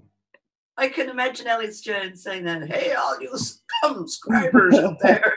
Yeah, so if you're on the Unity for J channel at the moment and the little subscribe button isn't grayed out, then please do subscribe. It'd be awesome to have you on our. And you know, Joe, what you're doing right now is what we always forget to do. We forget to actually tell people. Like we do these like 50-hour live streams, so I don't think we ever tell people even one time to subscribe to the channel. So I accept fail on that front. Okay, music team is the last one in creative. I am also extremely happy with our music team because we have produced we have how many original songs, we've produced soundtracks to videos, we've produced like all of the content that you see in those like entry videos and stuff every time we do these streams. I think our music team has been amazing. We've produced like theme songs for the movement. We've got instrumentals, theme songs, you name it. What do you think, guys, about all the music that's come out of this movement? Wonderful. Awesome. Inspiring, awesome, good stuff. Bagheera's asking if we monetized our YouTube videos. We haven't, but I don't think the main channel even qualifies for it yet, does it? Oh, I guess we must have had over 10,000. Yeah, so I had to enable it because we included things like that Morpheus clip and a few others. So we needed to account for the fact that our viewers are watching someone else's content. So it isn't, but I don't think I've ticked the spam everyone with ads while they're watching the live stream button. Cool. So yeah, we haven't earned any money through it, but it is enabled for purposes so like a really good question. In other sites and things like that. You have to have essentially enabled for monetization. SL's asking a really good question, which is where do we find the songs? They should be a bit easier to find for us old farts. SL, I completely agree with you. They should be easier to find. So we have a SoundCloud account And on the SoundCloud account, you can listen to all of the music and of the movement. Now, where is our SoundCloud account? Now, the fact that I don't know where our SoundCloud account is should be like quite indicative of what the problem is here. I'm guessing it's soundcloud.com, Unity for J, but it might be Unity for Julian.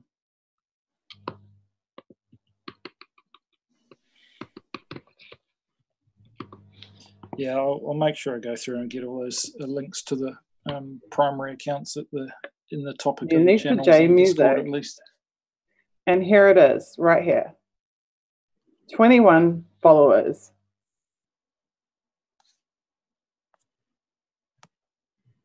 You're not sharing, by the way, Suze. Oh, sorry.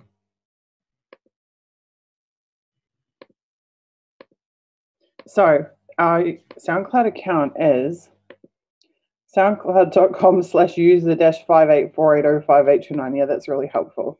I'm sure I can verify that and make it proper. That would be good. Thank you. That would be step one. Right. So our music team gets a green because they've been producing amazing content. But we'll make it a light green because we need to update, upgrade, promote our SoundCloud account. Because as you can see, there is a lot of really great content on there, but with only 21 followers, I'm pretty sure we can do better than that. So it just needs some more love. But having said that, I think it's Vapid that's put this one together as well, and I'm pretty sure. And it is amazing that we have this. We have this resource where people can just go and listen to music from the movement. But I also suspect that we've probably got more music. We've probably produced more music than what is here. I can't tell you off the top of my head what's missing, but I'm pretty sure that there is more. So that SoundCloud account just needs some love. So if you particularly care about music, jump in the Discord. Some of the people following have produced music for us as well in there. So. Yeah, for sure. Now, what's the station? Because this is something else we've got to have a talk about. Have fun with that. Yeah, this is definitely something else we've got to talk about. Because once you start talking about podcasts and stuff. My shitty. Not just music, but audio. Crapped out again. Yeah, so with all the 100-something hours we have of video content, we should totally be running a 24/7 online radio station where people can just listen to or even the podcast that we ripped of it that just plays 24 hours a day Unity for J content. It'd be amazing. If I was saying you might want to make the main theme songs at the top of the list, it's probably a really good idea as well. I assume that you can do that with SoundCloud. Okay, so what I'm going to do is I'm going to take these notes that we're putting in the spreadsheet, and at the end of the session I'll go and copy those into the channels and then pin them so that people know this is what we need to work on, this is what we need to improve.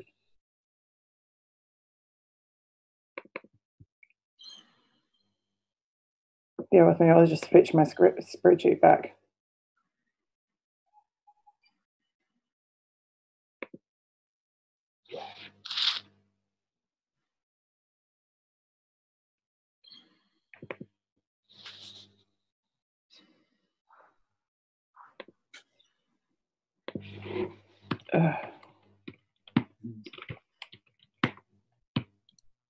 Cool.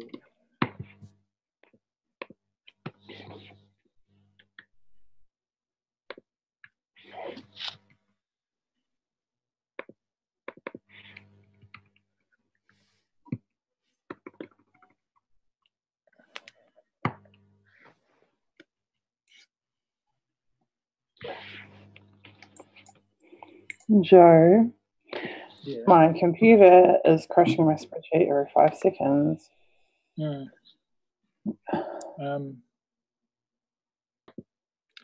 computer's not any faster. I could do it on my phone, maybe. But I'm meant to be technically working. Please don't say anything. Next thing you know, you'll end up on a James O'Keefe video. Boss doesn't subscribe to my channel. And I am working. See over there, it's work. It's happening.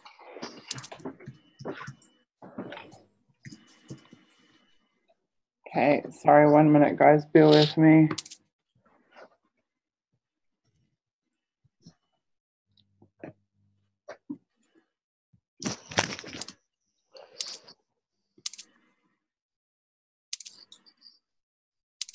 Right. I need a new computer in case you didn't notice.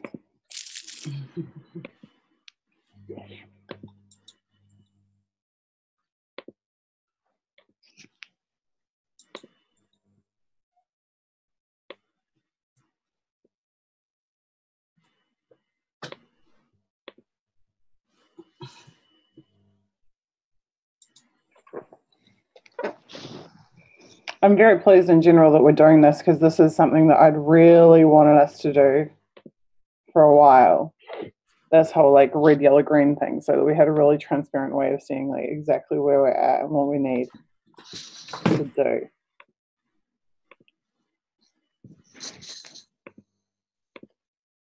Okay, here we go. Yeah, it's not saving. For some reason it keeps reverting to this.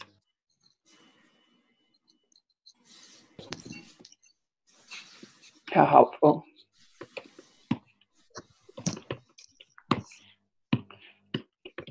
SoundCloud, update, upgrade,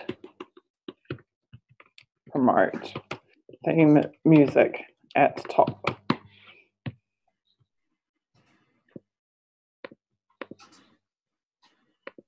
Mm-hmm.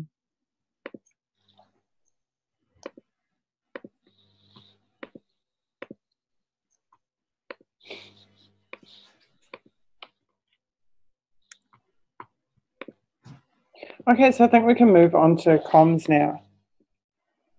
Right after my spreadsheet crashes for the millionth time. Mackenzie. Hello. With us. Hey, let me stop share so people can actually see you. This is Mackenzie, everyone. Mackenzie has been holding our comms team together for quite a while now. Hello. Can you hear me? Yeah, we can, and we can see you too. Hey. I'm really terrible. Like, I'm absolutely terrible with technology, so. It's ironic because you've been doing an amazing job, a really amazing job with comm stuff. So Mackenzie's been coordinating the writing of our press releases and the just packaging our comms and getting them ready for going out across the movement. So we have a couple of comms tasks that we need to do in the immediate future, which is one, we need to put out a press release about the WikiBees and what we're doing here, because I think what we're doing here is quite groundbreaking. I certainly don't know of any other movement that has done live organizing online in this way. I know that there are movements that have like broadcast their or live streamed their organizing meetings, but I don't know that they've live streamed them actually working interactively with an online audience in this way. It's definitely pretty cutting edge and pretty cool. There's lots of people saying hello to you on the stream, Mackenzie. Oh, hi. Sorry, give me a second. Let me. It put itself into full screen, so I can't read that. There you go, found it. Hi, guys. So that's one thing that we need to do. And then the other thing is that we have a vigil coming up again first Saturday of October. So we will do, Mackenzie's very well versed at this. Every time we have an event, we put together our event press release, get it out.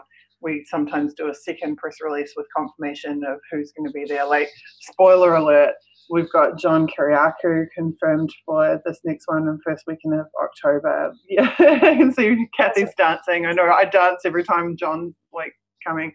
We've also got Cynthia McKinney coming, which is a personal favourite of mine as well. And of course, Vivian Kubrick and a number of other awesome people. We also have some people I won't tell you about, both from Australia and from America, who are extremely significant and who we haven't had on before. So the next vigil event is going to be a really, really awesome one. So it's Mackenzie who'll be coordinating getting that press stuff out. And you can find her in the Discord, and let me have a look. And under the communications channel, so you'll see this urgent task, which is where I'm like, Mackenzie, we need a press release right now. This is what it's for. And you'll find that in the urgent task channel. And then there's a comms discussion channel, comms approval channel, which is like where the final drafts go before we actually push them out. Releases for published press releases. You're not sharing it. Okay, sorry. So these are the communications channels here. Mail-outs outreach, which is a whole separate thing. This is where we're actually reaching out to other organizations and asking them to support the movement. The awards team is super cool. I'm kind of getting ahead of myself here because I wanted to actually put these into the map so that we can see where we're up to. So let's see if my spreadsheet is actually functioning.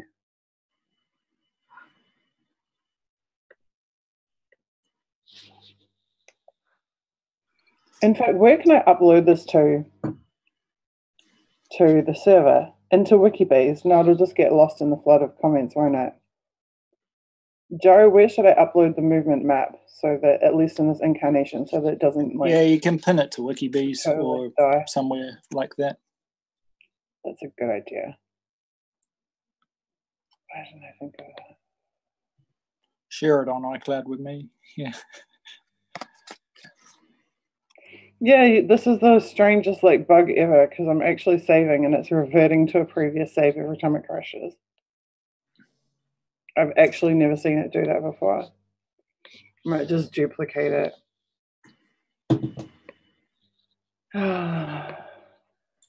It's claiming that there is no space on my computer and therefore it cannot even duplicate one spreadsheet. That might be the issue. It's impossible for it not to be able to duplicate one spread. It's got about 5 kilobytes of like content. Look, watch.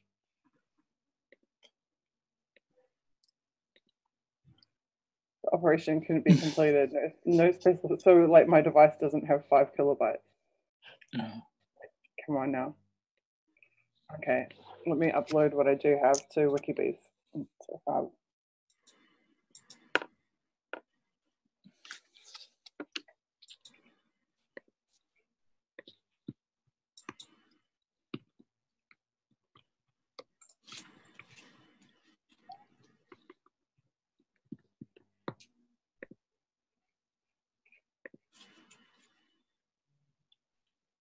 So I'm pretty determined to keep these sessions to 3 hours a day. So we're only doing another 50 minutes tonight. And you know what? If we don't get through it this tonight, it's actually okay to keep continuing. So you guys, we're going to run these streams every Wednesday, Thursday, and Friday for at least the next 2 months.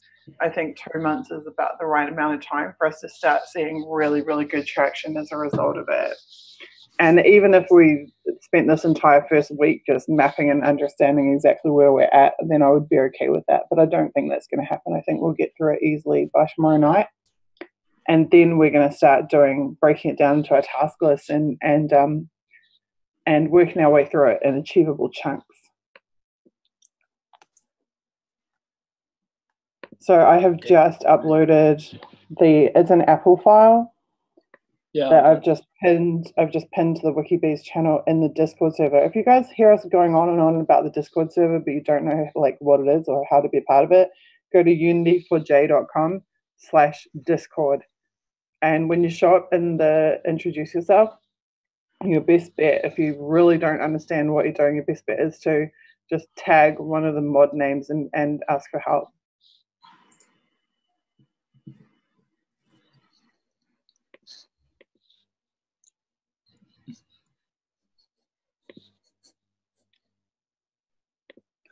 Now, does anyone else, if you guys have something to say, speak up and give me a couple of minutes to try and free up enough space on my computer for it to handle having one spreadsheet on it.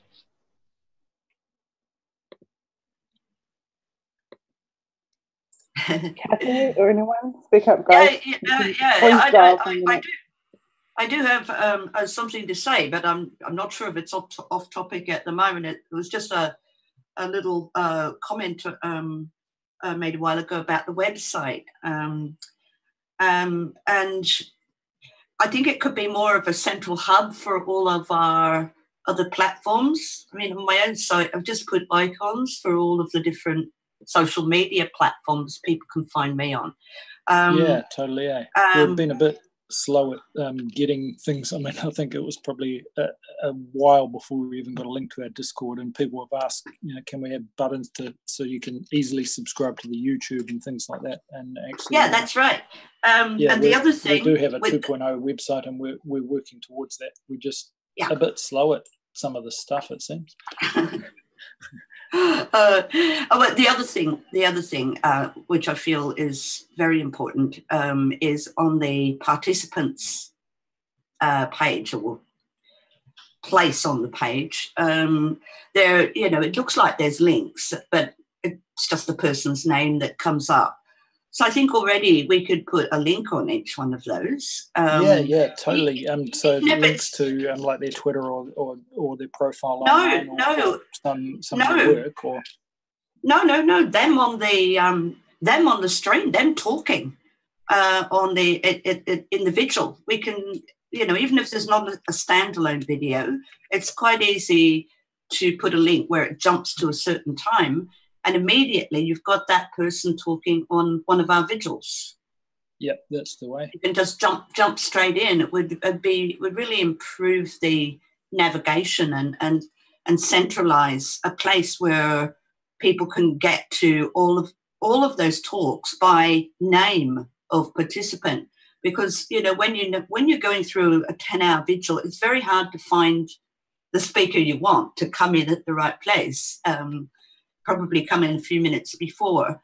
But if people were looking for, what did Daniel Ellsberg have to say, through the website, it would be a one-click thing, or 2 clicks, one to get to participants, and then to click on his photo and you're watching him in the vigil.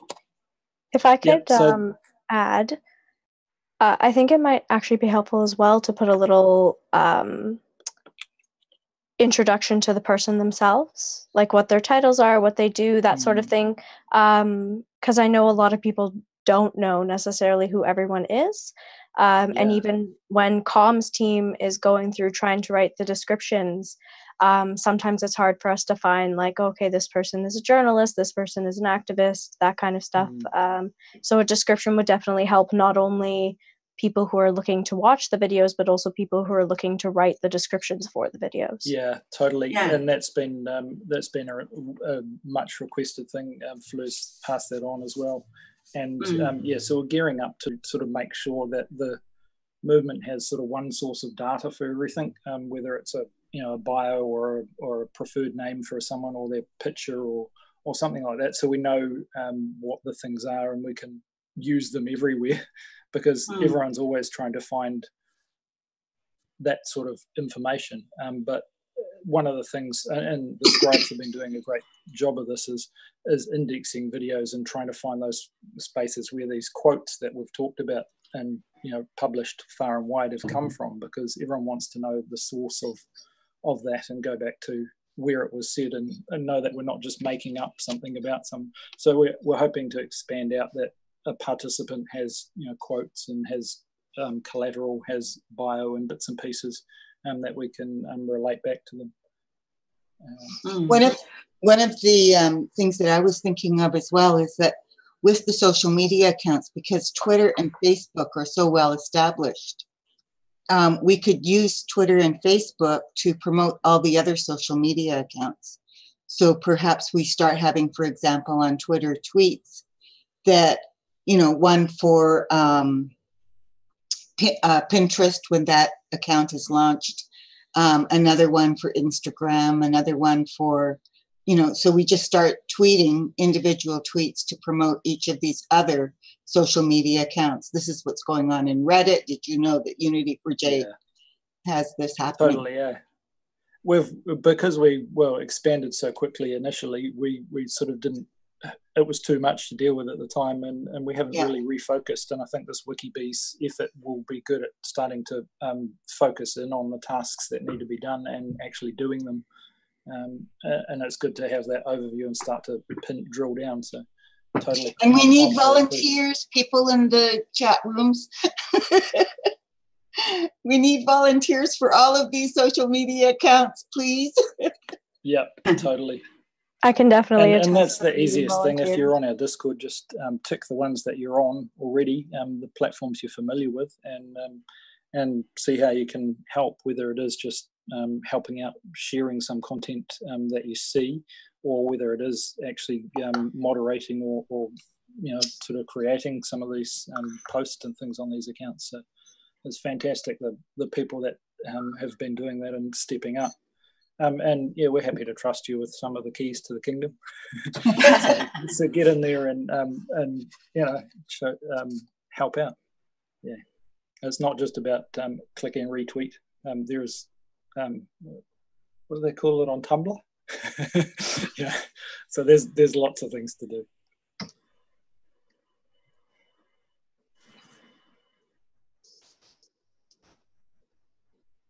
Okay, so I'm getting really near to the point of being able to confidently say there's some kind of active interference with my computer at the moment, because I have just deleted space for a freaking 100 spreadsheets, and my one spreadsheet still doesn't have enough space to save and reverts itself to a prior version over and over again. So I would definitely consider that interference at this point. I think that our reaction to that should be actually to maybe just have a look through the rest of the stuff, and then I can come back and fill out the spreadsheet tomorrow, because we've done pretty well so far. We've got through all of the social media and through all of the creative. So, or maybe I can just make some notes in another. Let's see if I can get another application to function for long enough for us to do that. So maybe just take some screenshots of your latest version, so at least you remember what's written there. Yeah, the save it's reverting to wasn't that far before where I'm at, but it's not even letting me add in like new content either. It's just totally crashing. Fleur, I think you're good to go. Can we do scribes tonight? Okay. Fleur, where is the scribes channel on the Discord? It's not under comms, is it?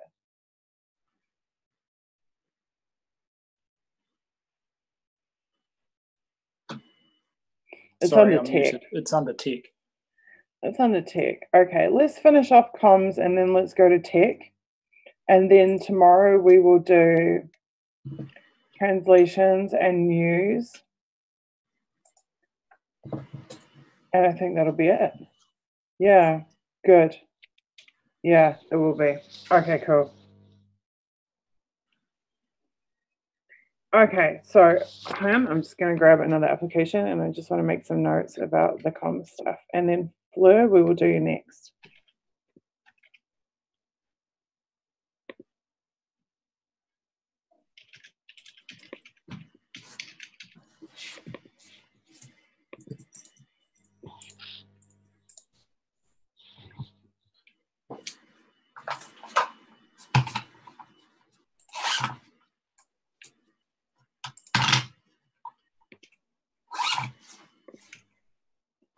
Okay, apparently my computer is completely toast, because now I cannot get other applications to function either. If you can still access the web, I posted an iCloud link to your document if you want. No, my browser is now crashing as well. And strangely enough, Zoom is holding out. You're still hearing. Well, Zoom is pretty well secured, because we have like that many encrypted end to end. The little E yeah, up in the corner. That's true. That's true. Okay, unfortunate. That's fine. I'll just have to play back from the last like 40 minutes of this video, but we'll work it out. Okay, so we'll just talk our way through it, and then we'll do the documentation after the fact, and we'll present it tomorrow. So the process, like, how do we feel like comms team is at performing its core functions? Mackenzie, I'll definitely want your feedback on this. So in terms of press releases, getting press releases out, doing media resources and event support, how do you feel about that aspect? Press releases are pretty good, especially on the proofreading side. We usually get people responding within half an hour, if not less.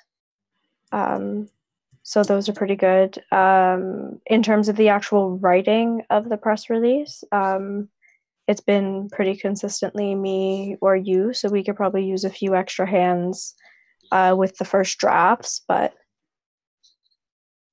quality of product? Sorry? Quality of product, though. Quality? I mean, I'm pretty happy with them. Yeah, I'm happy with our press releases. I mean, like I said, we always have multiple proofreaders, and they're the format that we work with is enticing for readers, if you understand where I'm going with that. So I think that in terms of quality, we're doing pretty well. Yeah, I think we have consistency. Yeah. Consistency across our releases, which is really good. I think where we're falling down with that is on the media team side of actually chasing journalists and making them write about it. Because it would be possible to get more exposure from our releases than just having them being essentially catalogued on our website. That said, Joe, what kind of numbers do we get on our press releases in terms of hits on the site? I haven't looked recently, but I can go away and find it while you're talking. I'm guessing like 400 or 500, probably somewhere around that.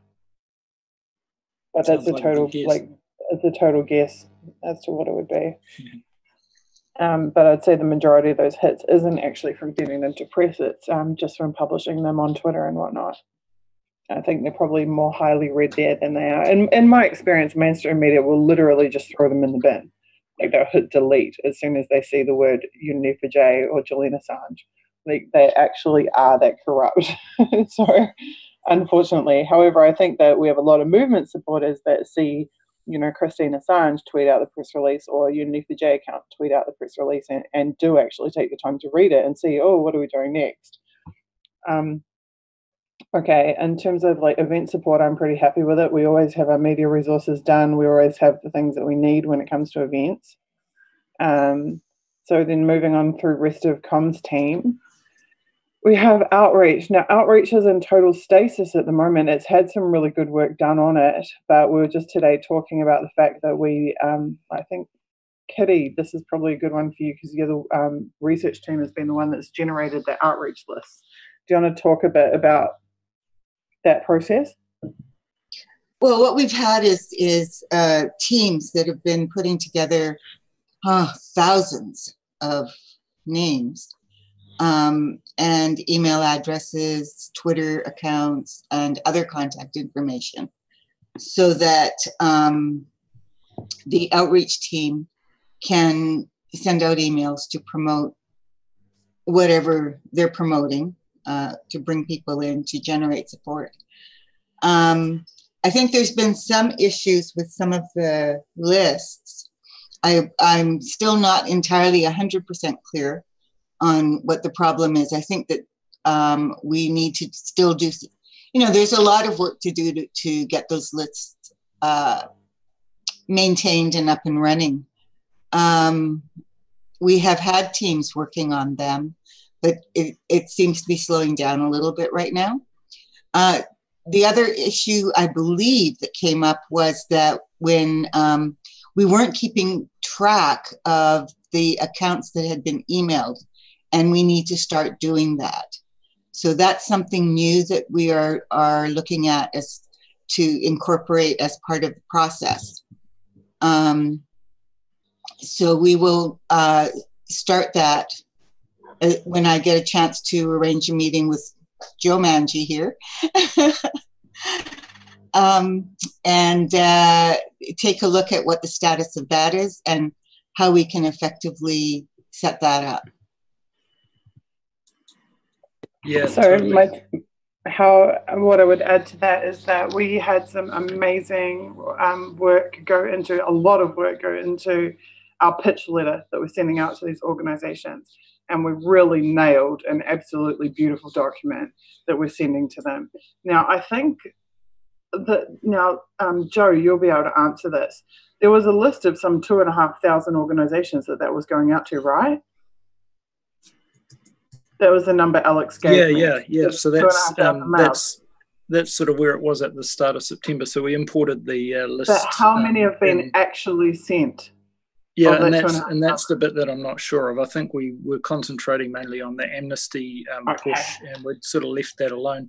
I'm loath to be the person that pushes the button and sends out an invite that might be wrong. So that's where Kitty and some of the content people just look over that letter and double check that, because it was referring to the vigil sort of 2 or 3 vigils ago. And if we get that updated, then we should be able to. No, we updated it pretty recently. We did update it. So whether the one that's sitting next to the button that says send in the, in the newsletter, the spam tool. Yes. So if I can just compare that with something and get someone across that, then we should be able to do that. And what that'll do is send out an invite to these people, with our nicely worded text saying, hey, would you like to subscribe to our updates or get more information about this? And, well, give them a few links anyway. And then ignore them totally until they come back and opt in because, spam laws and all. It's just essentially outreach to these organisations and saying, hey, of the thousands of people on this list, is there 200-300 that want to hear more from us? Well, hopefully even more than that. I see there's a lot of acerbic Kiwi sense of humour on display there from Joe. His choice of wording. I'm guilty of it myself. Okay, so that's definitely an area to progress because we've made a really good start on it. We've had a big investment of time in terms of the research team putting those lists together and the comms team writing the amazing outreach letter. And we just need to nail down knowing exactly to me, what I'm hearing here, is the business case is like CRM, like customer relationship management, because what if 500 or 200 or 700 of those people come back? How do we then manage what we've received from them, what their requests are, what their needs are, and what our responses are going to be? And that was all coming under CRM. Totally. So the newsletter tool we've got takes the first step in that and sort of verifying contacts and certainly Alex did some great work in adding other attributes and things to the list so we could essentially categorize people and figure out, we could target a message to, if they're an activist, if they're an organization that thinks the same of it as us or whoever they are. But I think, initially we'll try and segment it and send out those messages, but it's certainly the output from that could easily work with a CRM or a tool, but certainly the platform we've got the capability of it. It can be expanded on, and we can track people down to every response. Cool. So task management and CRM are the two big gaping holes in terms of systems that I see right now. Okay. And volunteers. We need more volunteers. I'm going to emphasize that. Yeah, totally. I think we need the volunteers that we have to be able to actually see and receive in a timely fashion their Discord messages, because I don't believe that they are at the present moment. But that's a good point. Yeah.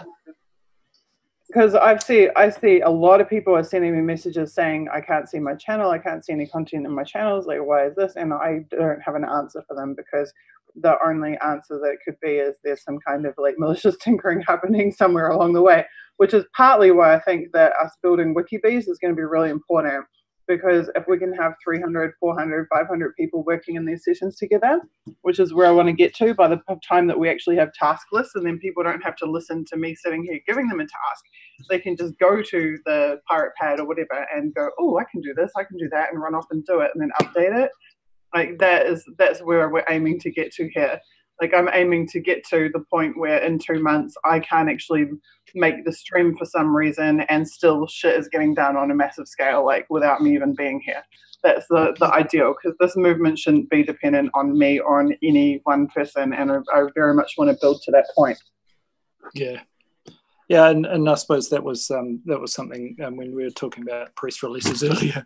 At the moment, I'm probably the only one with direct access to upload press releases to our website, which is a critical task, and often that takes me a day or so round trip time. And so we're getting that pipeline a bit more automated would be awesome. Hey, you asked before about stats, and I have I can probably share some stats if I go zoom. Where are we? Share in Zoom.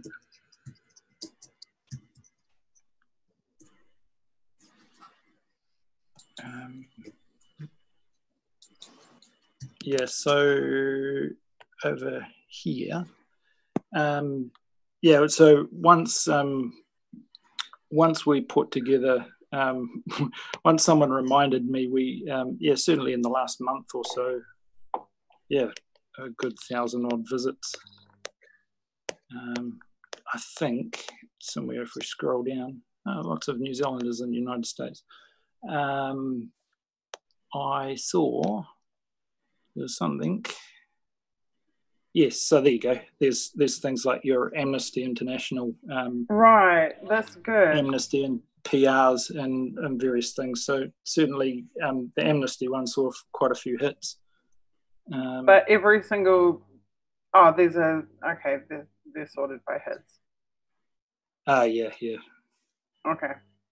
That's the top 10, obviously, but yeah, there's probably a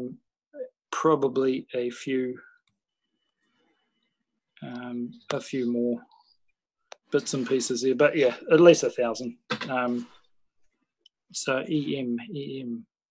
Cool. I can't remember some of these acronyms, but yeah, certainly it went from sort of the 30, 50 to a few more. And I suppose September was the last big one, seeing a lot bigger audience. So I'm certain we can expand on that and see more of it. Cool. Okay. I just want to backtrack a little bit to Kitty and see if Kitty wants to talk about anything else on the research side. And then I'd like to bring Ashata, so I can never say his name properly, Bjorn, in to talk about what's going on with the website. And then I think we'll wrap for tonight. Well, with the research side, I want to start moving forward a little bit and actually have some projects which will build our library. So I'm still kind of working out that part of the plan in my head, how I want that to work. Discord isn't the best environment for creating a small library either, right? It might be better if we just worked something out to have it on the website maybe, or someplace like that, or on the wiki, and that we were talking about at one point. So that's kind of what I'm the direction that I'm moving in, and once we can get these email things sorted out and the contact list sorted out, then we can take that step forward. Yeah, cool. And I do, there's a whole bunch of these initiatives that have sort of started and kicked off, and I haven't really followed through and found a new owner for them. So the more I can share some of the love and the technical solutions around, the better. So it's often difficult when someone leaves and to sort of pass the knowledge and the things over. But I'm not the best at putting documentation around it, but some other people are. Like me, the documentation queen. I think we'll certainly get up and moving once we start to highlight the bits that need doing. I can certainly point people in the right direction and get you running. Yeah, I think it's okay. Go ahead. No, you're good. Go for it. No, I was just going to say that I think that's really what we need, is to get a little framework set up and get people organized to, help us move it forward. I think it comes back to the task management. Like my analysis of this whole session so far is that there's two gaping holes. One is task management, which I'm actually hoping that this whole WikiBees series is going to really focus on. as giving transparent collaborative ways for people to pick up tasks where they can just be like I remember like Occupy had like the needs of the Occupy, and there'd be like a page on the website, and this doesn't have to be web-based at all. I mean, or not on our website in terms of web-based, but where it's like Occupy needs this, it needs that, and it needs the other things. And then people could be like, oh, I have this, I can do that, blah, blah, blah, and they jump in and do it. And I think that's exactly what we should do with this like hive that we're building with WikiBees, is to have these collaborative documents with these task lists and have people be able to perform a task and then update to show that they have, to demonstrate that they've done it. And I think that that's the end game, and that will really, really, really help. I think we have some fantastically talented tech people. We're really lucky to have some great tech people working in this movement. Hey, Christian. And they will help us with development of things like CRM solutions and other solutions that we need to operate smoothly. Just to answer a couple of things that people are asking about in the chat. Someone saying they can, they're talking about banners, Facebook banners for WikiBees. They already exist, and they should probably already be up on the Unity4J WikiBees or Unity4J Facebook page. If you go and check it out, I'm pretty sure they're there already. So you can copy that banner and put it on your social media if you want to. I don't think personally, I mean, we should probably like get a WikiBees Twitter account and Facebook account and just like sit on them as assets. But I actually don't want us to run it off and do a whole bunch of duplicate accounts that we have to maintain, because I'm really happy with keeping it, keeping our resources focused on what we're doing at the moment. So WikiBees is like a aspect of Unity4J, but I don't think we need to. I don't think it needs to have all separate accounts running for it, if that makes sense. So I think we'll just keep it under the Unity4J Facebook account, but it would be nice to at least control the name in case we do want to do something with it later on down the track. Mm-hmm. Okay, so Zaldova, Christian, we're going to, so I always want to call you by your username, I'm sorry. No, that's fine. We are going to talk through translations tomorrow, because we're wrapping up in about 20 minutes. So we're just going to talk through a website now. And we've spent today mapping the movement to assess exactly like what needs more work and what the work is that it needs, what areas need more work, and what the status of everything is. And then we're going to work on actually assigning tasks and getting things done. So let's bring in Bjorn from our web team, who's been patiently waiting for a long time now. Bjorn, are you with us?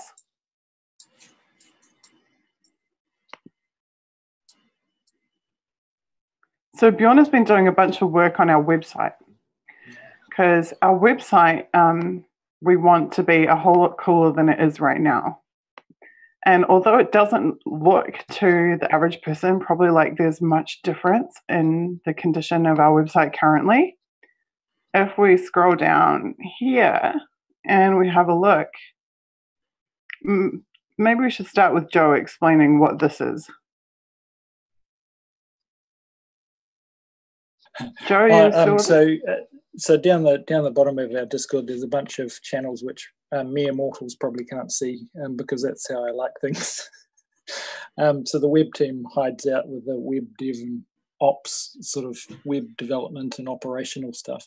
And in the web front end, we actually have GitLab, which is the sort of content repository that we're using. It's like GitHub, except better. And essentially that shows all the work we're essentially doing as we push or we make a change to the website. So you can see there, for example, I've pushed a PR or something, changed some galleries, done some things, and as each change gets made to the website, it's shared amongst the greater team, so that we can all essentially work on it together. And so what Bjorn's been doing is actually taken what we've got existing and branched off a fork of a new website, and sort of pushing that a lot further forward. And so, yeah, some of the more recent stuff So according to this, created 2 additional carousels and populated the carousels with the video content from Susie through their YouTube channel. Added to carousels video titles for each carousel element and separated carousels with HR tags, which is a horizontal line. Don't tell anyone. So yes, that is does exist on our website, but we've essentially got to launch it and fill it up. So it's probably got a bit of demo content in it. So much like what Bjorn's going to show us, it's a stub waiting for content. Yeah. Hi Bjorn, welcome to the stream. I'm just unmuting you. Hey Bjorn. Now you can hear me. Yeah. Yeah, good. Oh, hello. Thanks. Nice of you to take me on. I get to speak about the biggest disaster. No, do you want me to tell about what I've been doing, or? Absolutely, go for it. Okay, so I don't know if you can see. You can see this. This is the current website, how it looks on my phone. You can see the menu is gone. When I was looking around at these things, I thought, okay, I have to do something about it. So there are so many things that goes on in the Discord channel, and people who don't know Discord, they don't have a clue. So I thought, okay, I have to put together a framework to enable us to channel all these things that happen, the things that are approved, and get it out there and on a website that works. So I've started, but it's a lot of work, and you can see this over there. Yeah. Okay. So you see, actually, the menu does work on the side there, and when you push it, it comes out. So, but there's a lot of work left. I saw you scrolled through the web front end channel, and I've been pushing a lot of changes. The good thing about what I've been doing is that I'm separating all the content and all the translations from the design and the website stuff. So we can share just the folders with all the translations, and the translation team can go in and just translate all they want. And upload the changes, and then we can just pull it in and have it run instantly on the site. And that goes not only for the menus and stuff like that, but for all the quotes. We can use it for documents, for descriptions of the people, the participants, and everything. Now, we don't have a database, so everything is stored as files. But I'm structuring the files in the same format that you use for contact management systems and so on. So it would be easy to extend this and share. I mean, it's not too many steps away, and you can actually connect your mobile phone and have all the contacts there and edit the info there, and have it saved back up. But for security reasons, of course, we won't be doing that. But it means we have a lot of fields and information that we can put in about, for instance, the participants, like email, telephone numbers, and so on. But these things, of course, they can't be shared out. We can't put that on the GitLab or stuff like that. And also the translators, they won't see any of that kind of information if we decide to put that in for the organizers and so on. So the translators will only see the fields that are relevant for translation, like we have right now I'm using Dmitry Babic as a test case here. So he's a political analyst for Crosstalk, and the translators will then get only the political analyst Crosstalk part, and they can translate that to any language. And yeah, and we get that. Yeah, and so some of the keys some of the keys there are that once you've done that translation of the name or the bio or the description, essentially it can be used in more than just the website. It can be used in the meme images and various other things that are related. So it's a fantastic Yes. effort. Carry on, Bourne. Yeah, no, and that's a good thing about the translation software we're using. It's free, of course, but it also is very good at suggesting translations based on what you have done before. But in those info files about the participants, I'm also adding the events they've participated in, and the quotes that we have from these participants. And that would make it possible for us to link from the participant list on the website to videos or these quote cards for the individual participants. Right. That's going to be really nice. And we can also add tags for all the content, so that we can search for Russia and get everything that's related to Russia or whatever. So, but that's with the participants. But there's also the thing about activity, because when I joined Discord, I saw there was a lot of stuff going on, and that's really cool. But people who are not at Discord, they won't see it. So what I've been proposing is that we extend this stamp approval thing, and add a service on the website. So if a video is approved for publishing, it will automatically be added to the website. And if a piece of music is approved, that will also be added to the website. And that means you can go into the website and see all the videos that have been approved, all the music that have been approved, and you can get a library of everything cool that we're doing. So that's what I'm hoping to achieve. That is freaking awesome. I'm very, very, very, very, yeah, people are literally saying, this is awesome. I totally agree with you, Bipolar. That was great. And thank you so much, because I know Joe has really needed this help with front end, because he spends so much time on back end and networks and systems. And he wears so many hats in so many different ways. So thank you very much for supporting him, sincerely. My pleasure. Bjorn, do you just want to go through sort of some of the, briefly, the sort of technologies and things you're using, just in case there's people out there that say, oh, I know how to run that, or I know how to work with that, and can certainly help out with you. I know you've sort of been doing a lot of this on your own, but once we start getting some of that framework in place, there'll be need for people to start filling in the gaps and even developing new features and things. So, yeah, primarily we've kept it quite reasonably simple, I think. Would you agree? Yeah. Well, when it comes to technology, I'm using a program called PoEdit for translation. It lists everything is written in English in the originals, and then you add a file for each language, and when you edit it, you see the English original and add your translation. It's very, very easy to use. In PHP, there is a functionality for translation, and it's called getText.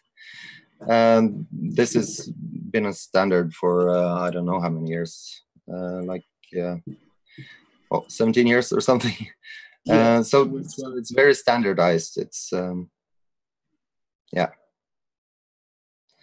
And the other technologies, well, one thing is that I've switched to using a template system. It's called Twig. That is also very widely used, very efficient, nice, and has lots of nice functionality. But it also enables us to separate the code from the design, so a designer can sit and work on his stuff without messing up the code. Other technologies. Oh yeah, I to make it easier to work with, I created the Docker container for the whole website. So you can actually type 3 commands, and then you have the whole website running on your computer, ready to edit the code and commit changes. Yeah, that was awesome.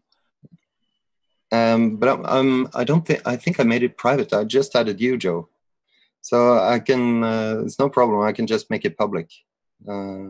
Yeah, certainly. If there's more people that that want to, I was just going to send out a link to come join us in the web channels and put your hand up and help out. So yeah. Yeah, that makes it extremely easy to participate when you just have 3 commands and then you have the whole site running, ready to edit. So that's nice to have. So I'm in there now, and I'm gonna make it public, and then anyone can go and see how to do it. No, this is just so awesome and so in the spirit of the movement. I'm really, really glad that we did the stream tonight, because I have learned so much more about Nef4j than I knew about it before. And so many people would think that I am like some, know-all figure about the movement, but tonight has proved that there's been more happening in this movement than even I realized. There are people active on platforms that I had no idea were so well developed and so advanced. And we are doing really incredible, innovative things. And I'm very, very, very, very proud of everybody who's involved and who is part of this. Now, I would like to cut back to Christian for a minute, because Christian was on the ground in New York City tonight doing an action for Nef4j. And I'm wondering, Christian, if you could send Eben the video that you took tonight, that maybe he could play that on the outro to the stream, because we are going to break with tradition and finish on time. Sounds good. Yeah, I'll send it over to him right now again. Thank you so much. Yeah, no problem. And you guys, if you have any final questions, like ones that I can answer in short order, please let me know. Go ahead and chat and ask. But take it away, Christian. Tell us about what it was like in NYC today. Well, it was pretty good. I got there a little late because I had forgotten the amazing flyers that Abon had printed out for me and sent me, with quotes from famous figures like Martin Luther King Jr., Malcolm X, Thomas Jefferson, Frederick Douglass, Plato, or Aristotle, Kennedys, and so on. But I got there, and it was and what was on the back? What was on the back of those? Oh, on the back of each one were information about Julian's current situation. You know, how many months he's been in the embassy, why, what's happened, along with the hashtag Free Assange. And those came courtesy of Somerset Bean. A big shout out to Bean. You're amazing, man. Thank you for all the work you do. You're fucking fantastic. He is. He really is. He is, yeah. First, I want to say hi to everybody. I'm sorry I didn't get to say hi. Hi, Kathy. Hi, Mackenzie. Hey, hi. Hey, Joe, Susie, Kiowa, everybody, David S. Kitty, Bon, Bruce, everybody. But yeah, it was great. We had about 10 people today show up, which was about the same number as last week, but some new faces, which is a plus, definitely a plus. We handed out all those flyers that I talked to you guys about, and I went a bit of a chalking spree. I chalked up the entire park of Washington Square Park, which encompasses about, I don't know, maybe like 4 blocks, like 4 by 4. Yeah, it was a pretty big park in front of NYU, New York University. So a good place to do that. Get some more young people involved. So hopefully next time I'm not the youngest guy there. But yeah, it's good. It's encouraging to see so many New Yorkers come up to you and speak to you and ask you, hey, what's going on? Or, hey, I heard about what's going on. Is he still locked up in the embassy? How's he doing? And just people being interested and just standing and listening, even when I was delivering those, that's wonderful speech you wrote for me, Susie. Thank you for that as well. And thank you, a big shout out to Beth B from PA, who also let me use an article that she recently wrote about the need for unity and the need to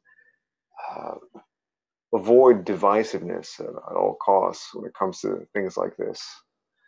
But yeah, so at the end of the day, we probably handed out over 100 flyers, all 50 of those that I had brought, and then maybe another 50 or so that my buddy Eric had brought, chalked up probably 20 different locations, all around the park, all around what's called the Village, the Greenwich Village in New York City, and also in some places here in New Jersey.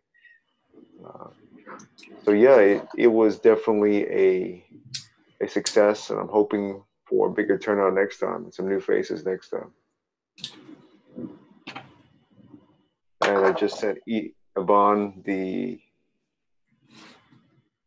link for the video I did, where I proudly read the fantastic speech that you wrote for me, Susie, and the great speech from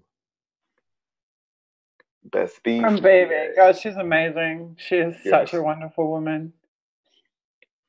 Yeah. Cool. Even let us know if you're going to be able to play that video. Okay, guys, let me have a quick look for any really fast questions, and otherwise we're going to wrap.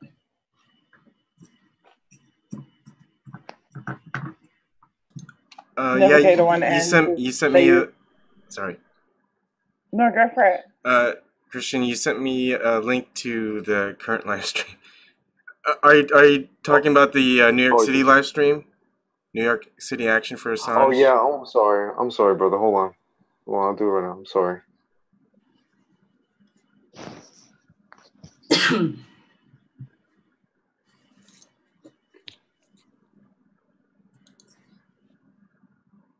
You should be receiving it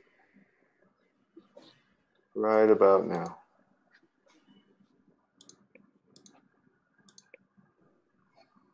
It should have the little picture on it. Yep. I'm ready.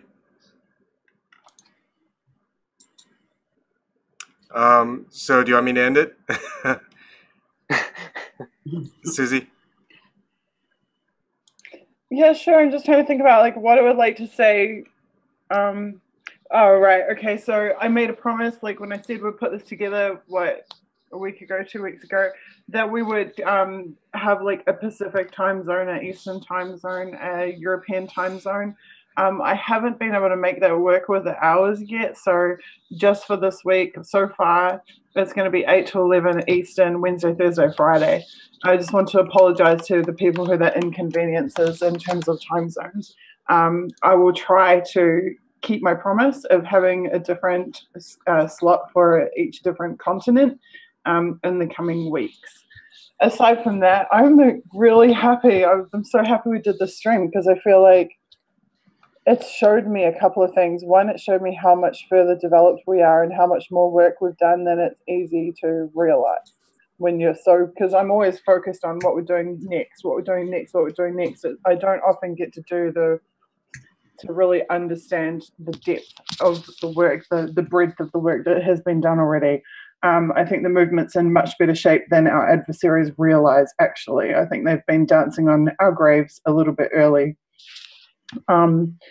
And having said that, I think that we were right when we said at the beginning of the movement that anybody who wanted to kick the shit out of us, that our response would be to send 5 more tweets promoting or make 5 more posts promoting UNFJ.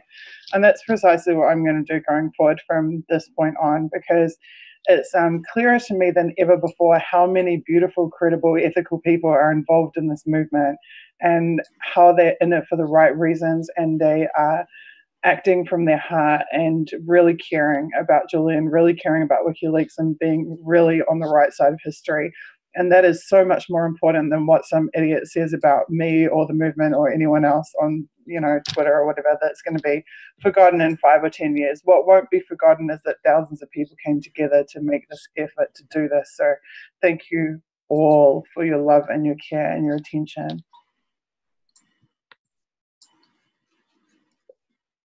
Cool. Any other questions you guys have for me, feel free to hit me up on the Discord. My Twitter DMs are open. My Discord private messages are open. You're welcome to reach out to me there. Thank you guys all for being here. And Evan, go for it. Let's see what happened in NYC tonight. And then can I ask, can we please also, after the NYC footage, can we please see that amazing intro sequence that was at the beginning again of the people hanging up the Unity for J banners on the bridges? I thought that was incredible. And we'll see you guys back here tomorrow, 8 p.m. Eastern.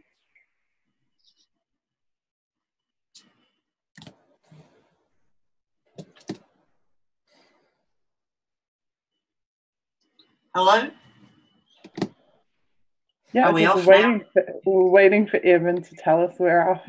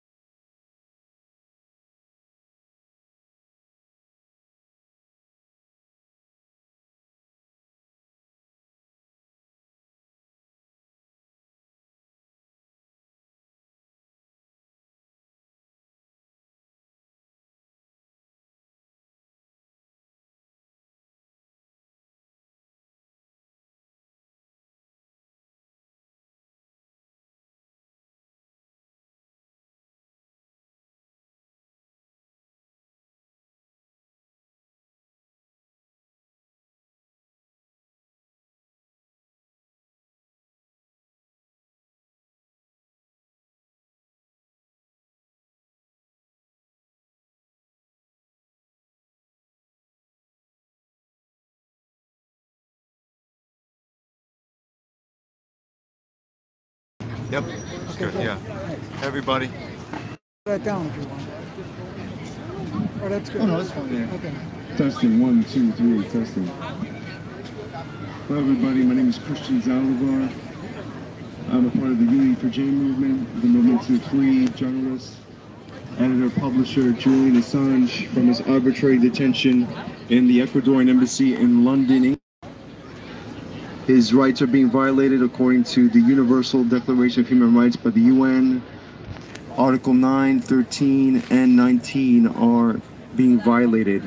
His right to freedom of movement, his right to impart and receive information, and his right to not being arbitrarily detained, jailed, or exiled.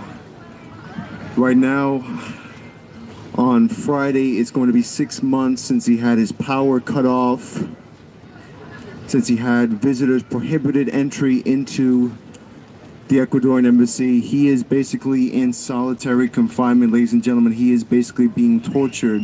Why? Because he is a journalist that tells the truth. He is a journalist that exposes the corruption on all sides, all over the world.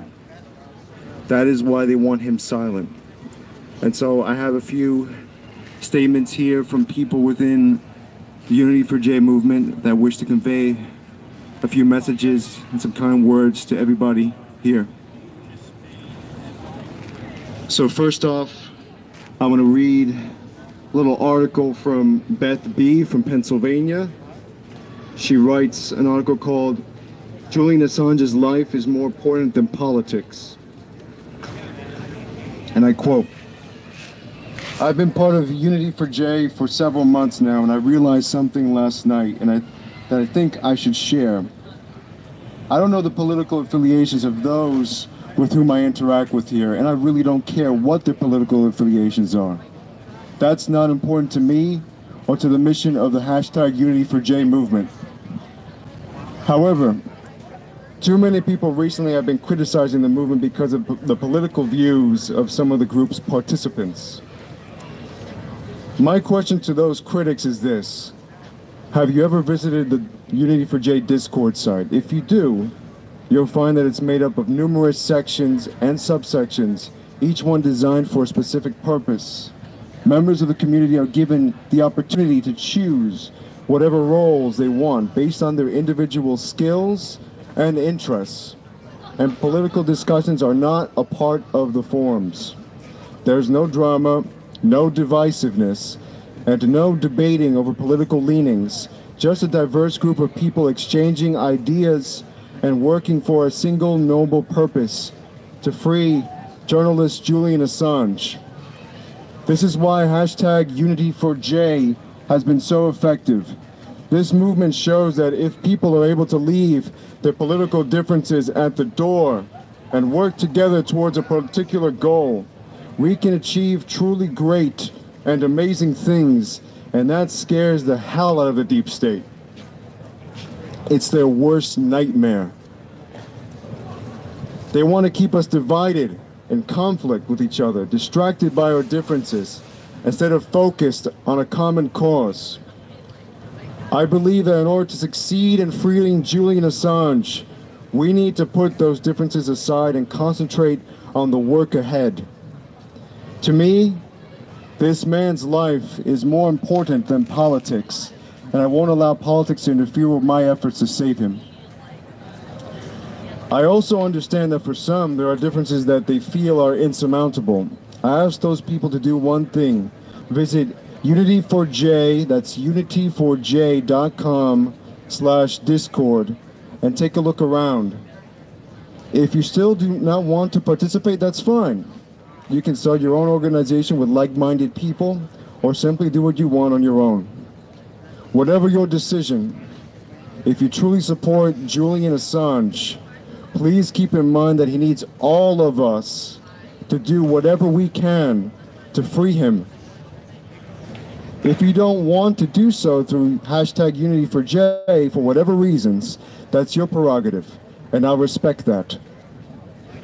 But no more name-calling, no more divisiveness, and no more criticism of supporters who have chosen to be a part of the organization. These things play right into the hands of the deep state. They're counterproductive. They only serve to undermine everyone's efforts to save Julian Assange, including your own. So that was Beth B. from Pennsylvania. Now I'm going to read from... Yeah, it's good. It's good. Right there.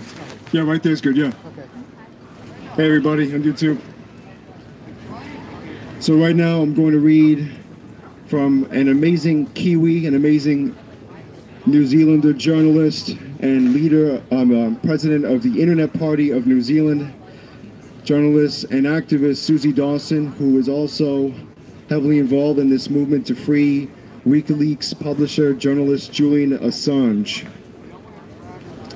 So she writes, "Every generation must again fight the struggles that previous generations fought and won in order to maintain the values and rights we hold dear and are ours by natural right.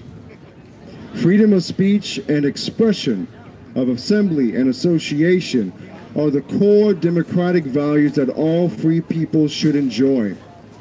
Unfortunately, we of the US, the UK, Canada, Australia, and New Zealand soon find that our own countries are just as willing as non-democratic countries to violate our core rights when we seek to exert them on issues which are politically inconvenient for them.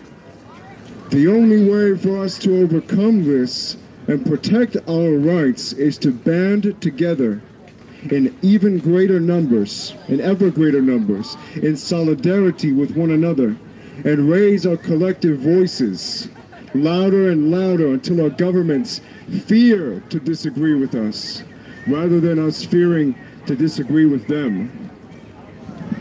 Julian Assange and WikiLeaks are the bulwark at the forefront of the fight for the people's right to know. Without them, public knowledge of the activities of our self-appointed corporate overlords would be severely limited. That is precisely why Western governments have acted to silence Julian Assange, and why we must rise together to demand his freedom. To demand the freedom of Julian Assange is to secure our own freedom. To demand the restoration of his human rights is to protect all of our human rights. The Unity4J movement is but one vanguard, leading the global struggle of everyday citizens, demanding our rights from great moneyed international power. With each of you who joins us, The prospect of our generation having once again secured the rights that past generations sacrificed in untold numbers to give us grows greater. Thank you for your courage, and let's free the world's foremost journalist and publisher so that he may continue his vital work of exposing injustice anywhere to shine the light of truth everywhere. Yay. Thank you, guys. That was great. Thanks. Thank you for the applause, guys. Thank you. Hey, man, what's up? Haven't seen you in a while. Thank you, thank you. So, everybody.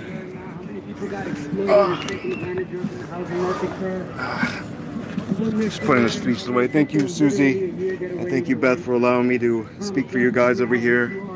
And you okay, Eric? Thank you, brother. Yeah, man. Oops, sorry about the jumbling of the phone here. I'm just putting my stuff away.